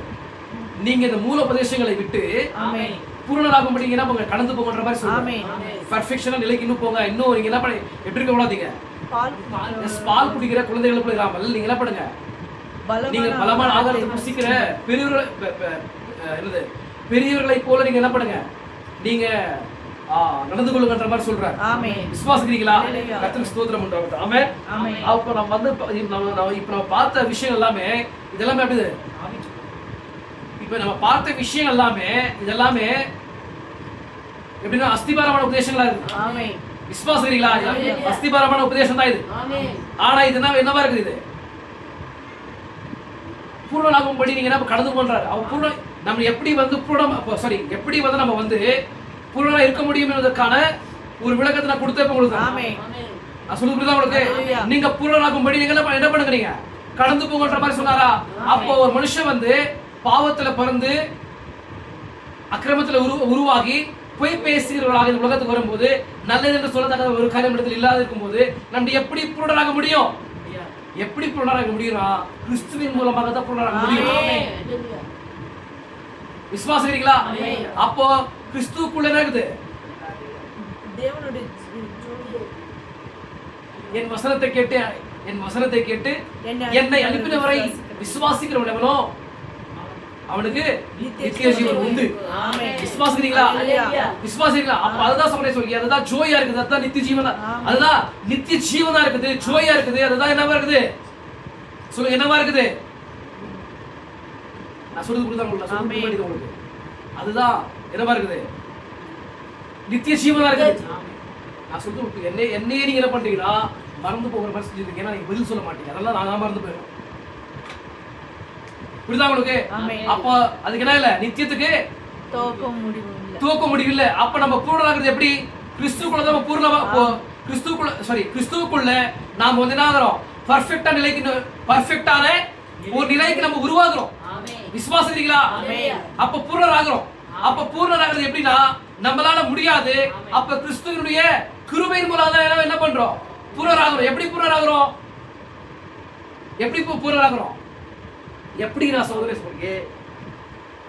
அவருடைய ஜீவனை பெற்றுக்கொள்வதன் மூலமாகவே நம்ம என்ன பண்றோம்? பூர்ணராகிறோம். நம்ம மறுபடியும் பிறக்கிற அனுபவத்துக்கு வர்றதுனாலதான் என்ன பண்றோம்? பூர்ணராகிறோம். அவரை விசுவாசிக்கிறதுனால என்ன பண்றோம்? பூர்ணராகிறோம். விசுவாசிக்கிறீங்களா? ஆமென். நான் வந்து இன்னும் ஆழமாய் பேசலாம். கர்த்தருக்கு ஸ்தோத்திரம் உண்டாகட்டும். இது உங்களுக்கு இது வந்து எளிமையான ஒரு காரியம் வந்து கண்டிப்பா உங்களை புரிஞ்சுக்கிற மாதிரி விசுவாசிக்கிறேன். இது எளிமையா இல்லை, இது ரொம்ப ஆழமான ஒரு காரியம் தான். கண்டிப்பா நான் எக்ஸ்பிளைன் பண்ணதில்லை, கண்டிப்பா உங்களுக்கு புரியுற மாதிரி நான் விசுவாசிக்கிறேன். மறுபடியும் நான் கேட்கும்போது நீங்க சொல்லணும். விசுவாசிக்கிறீங்களா? சொல்றீங்களா சொல்ல மாட்டீங்களா? சரி, நான் எல்லாம் கூட முழங்கால் படி ஜெபிக்கலாம். சொல்லி நம் யாவரும் பெண்களை மூடி ஜெபிக்கலாம். ஓ கர்த்தருக்குள் பிரியமான சகோதரனே சகோதரியே, இன்றைக்கு பேசப்பட்ட அந்த உபதேசமான காரியங்களை புரிந்து கொள்ள ஆவியானவர் தாமே எங்களுக்கு உதவி செய்கிறார். ஆவியானவரே, இதோ தகப்பனே, இன்றைக்கு பேசப்பட்ட இந்த உபதேசங்களை தகப்பனே, எப்படி தகப்பனே கிறிஸ்துவுக்குள்ள ஒரு பர்ஃபெக்டான ஒரு நிலைக்கு ஒரு மனிதன் வர முடியும் என்பதை ஆண்டவரே சில காரியங்களை பார்த்தோம். இதோ பவுல் வந்து அந்த மூல உபதேசங்களில் நிலை நிற்காமல் தகப்பனை கடந்து போகும்படி ஆண்டவரே முன்னானவர்களை நாடி அந்த பரம அழைப்பின் பந்தய பொருளுக்காக லக்கை நோக்கி அவன் தொடர்ந்து அவன் சென்று கொண்டே இருந்தான் தகப்பனே. அதே போல ஒரு எக்ஸ்பீரியன்ஸ் தகப்பனே என்னுடைய வாழ்க்கையில தகப்பனே, நாங்களும் கூட பின்னானவளை மறந்து முன்னானவளை நாடி தகப்பனை நாங்கள் கடந்து போகும்படி கர்த்தாவே கிருபை செய்வீராக. இதோ இதற்கு பேசப்பட்ட இந்த காரியங்கள் தகப்பனே, நிச்சயமாகவே இது ஆவிக்குரிய எங்களுடைய வாழ்க்கைக்கு நிச்சயமாகவே பிரயோஜனமா இருந்தது என்பதை விசுவாசிக்கிறோம் தகப்பனே. கிறிஸ்துக்குள் எப்படி ஒரு பெர்ஃபெக்டான ஒரு நிலைக்கு நாங்கள் மாற முடியும் என்பதை ஆண்டவரே கிறிஸ்துக்குள்ள எப்படி நாங்கள் அந்த பூரணராக முடியும் என்பதை ஆண்டவரே நாங்கள் தெளிவாய் பார்த்தோம். அதை மறுபடியும் தகப்பனே நாங்கள் வீடுகளுக்கு சென்று இதோ அந்த காரியங்களை பார்க்க கர்த்தாவே உதவி செய்கிறாக. பேசப்பட்ட வார்த்தைகள் ஆண்டவரே அது நித்தியமான வார்த்தைகளா இருக்கிறது கர்த்தாவே, நித்தியமான வார்த்தைகளா இருக்கின்றது கர்த்தாவே. அந்த வார்த்தைகளை எங்களை மறுரூபப்படுத்துகிற ವಲ್ಲಮೆ ಇರದಾ ಇರಕಿಂದ್ರದೆ ಕರ್ತಾವೆ. ನಮ್ಮನ್ನು ಮರುರೂಪಗೊಳಿಸುವ ಶಕ್ತಿಯಾಗಿದೆ. ನಮ್ಮನ್ನ ಎತ್ತಲ್ಪಡುವಿಕೆಗೆ ಬೇಕಾಗಿರ್ತಕ್ಕಂಥ ವಿಶ್ವಾಸವನ್ನ ಕೊಡ್ತಕ್ಕಂಥದ್ದಾಗಿದೆ ಕರ್ತನೆ. ಇದು ಮುದ್ರೆಗಳ ರಹಸ್ಯವಾಗಿದೆ ಕರ್ತನೆ. ಇದು ನಮ್ಮನ್ನ ಪಾದಗಳಿಗೆ ಅರ್ಪಿಸುತ್ತೇವೆ ಸ್ವಾಮಿ. ಇದರಿಂದಲೇ ಕೇಳಿರ್ತಕ್ಕಂಥ ಈ ಸತ್ಯವಾದದ್ದು ನಮ್ಮನ್ನ ಇನ್ನೂ ಕರ್ತನೆ ನಿಮ್ಮೊಂದಿಗೆ ಇನ್ನೂ ಹೆಚ್ಚಾಗಿ ನಮ್ಮನ್ನ ಆಯುಧಗೊಳಿಸಲಿ. ನಮ್ಮನ್ನ ಇನ್ನೂ ದೇವರೇ ನಿಮ್ಮ ರೂಪವಾದದ್ದು ನಿಮ್ಮ ರೂಪವಾದದ್ದು ಕರ್ತನೆ ನಮ್ಮಲ್ಲಿ ಇನ್ನೂ ಹೆಚ್ಚಾಗಿ ಕಾಣಲ್ಪಡಲಿ ಸ್ವಾಮಿ. ನಮ್ಮಲ್ಲಿರ್ತಕ್ಕಂಥ ಇನ್ನೂ ಪ್ರಪಂಚದ ಕಾರ್ಯಗಳು, ಅವಿಶ್ವಾಸದ ಕಾರ್ಯಗಳು ಎಲ್ಲವೂ ನಮ್ಮನ್ನು ತೊಲಗಿ ಹೋಗಲಿ ಸ್ವಾಮಿ.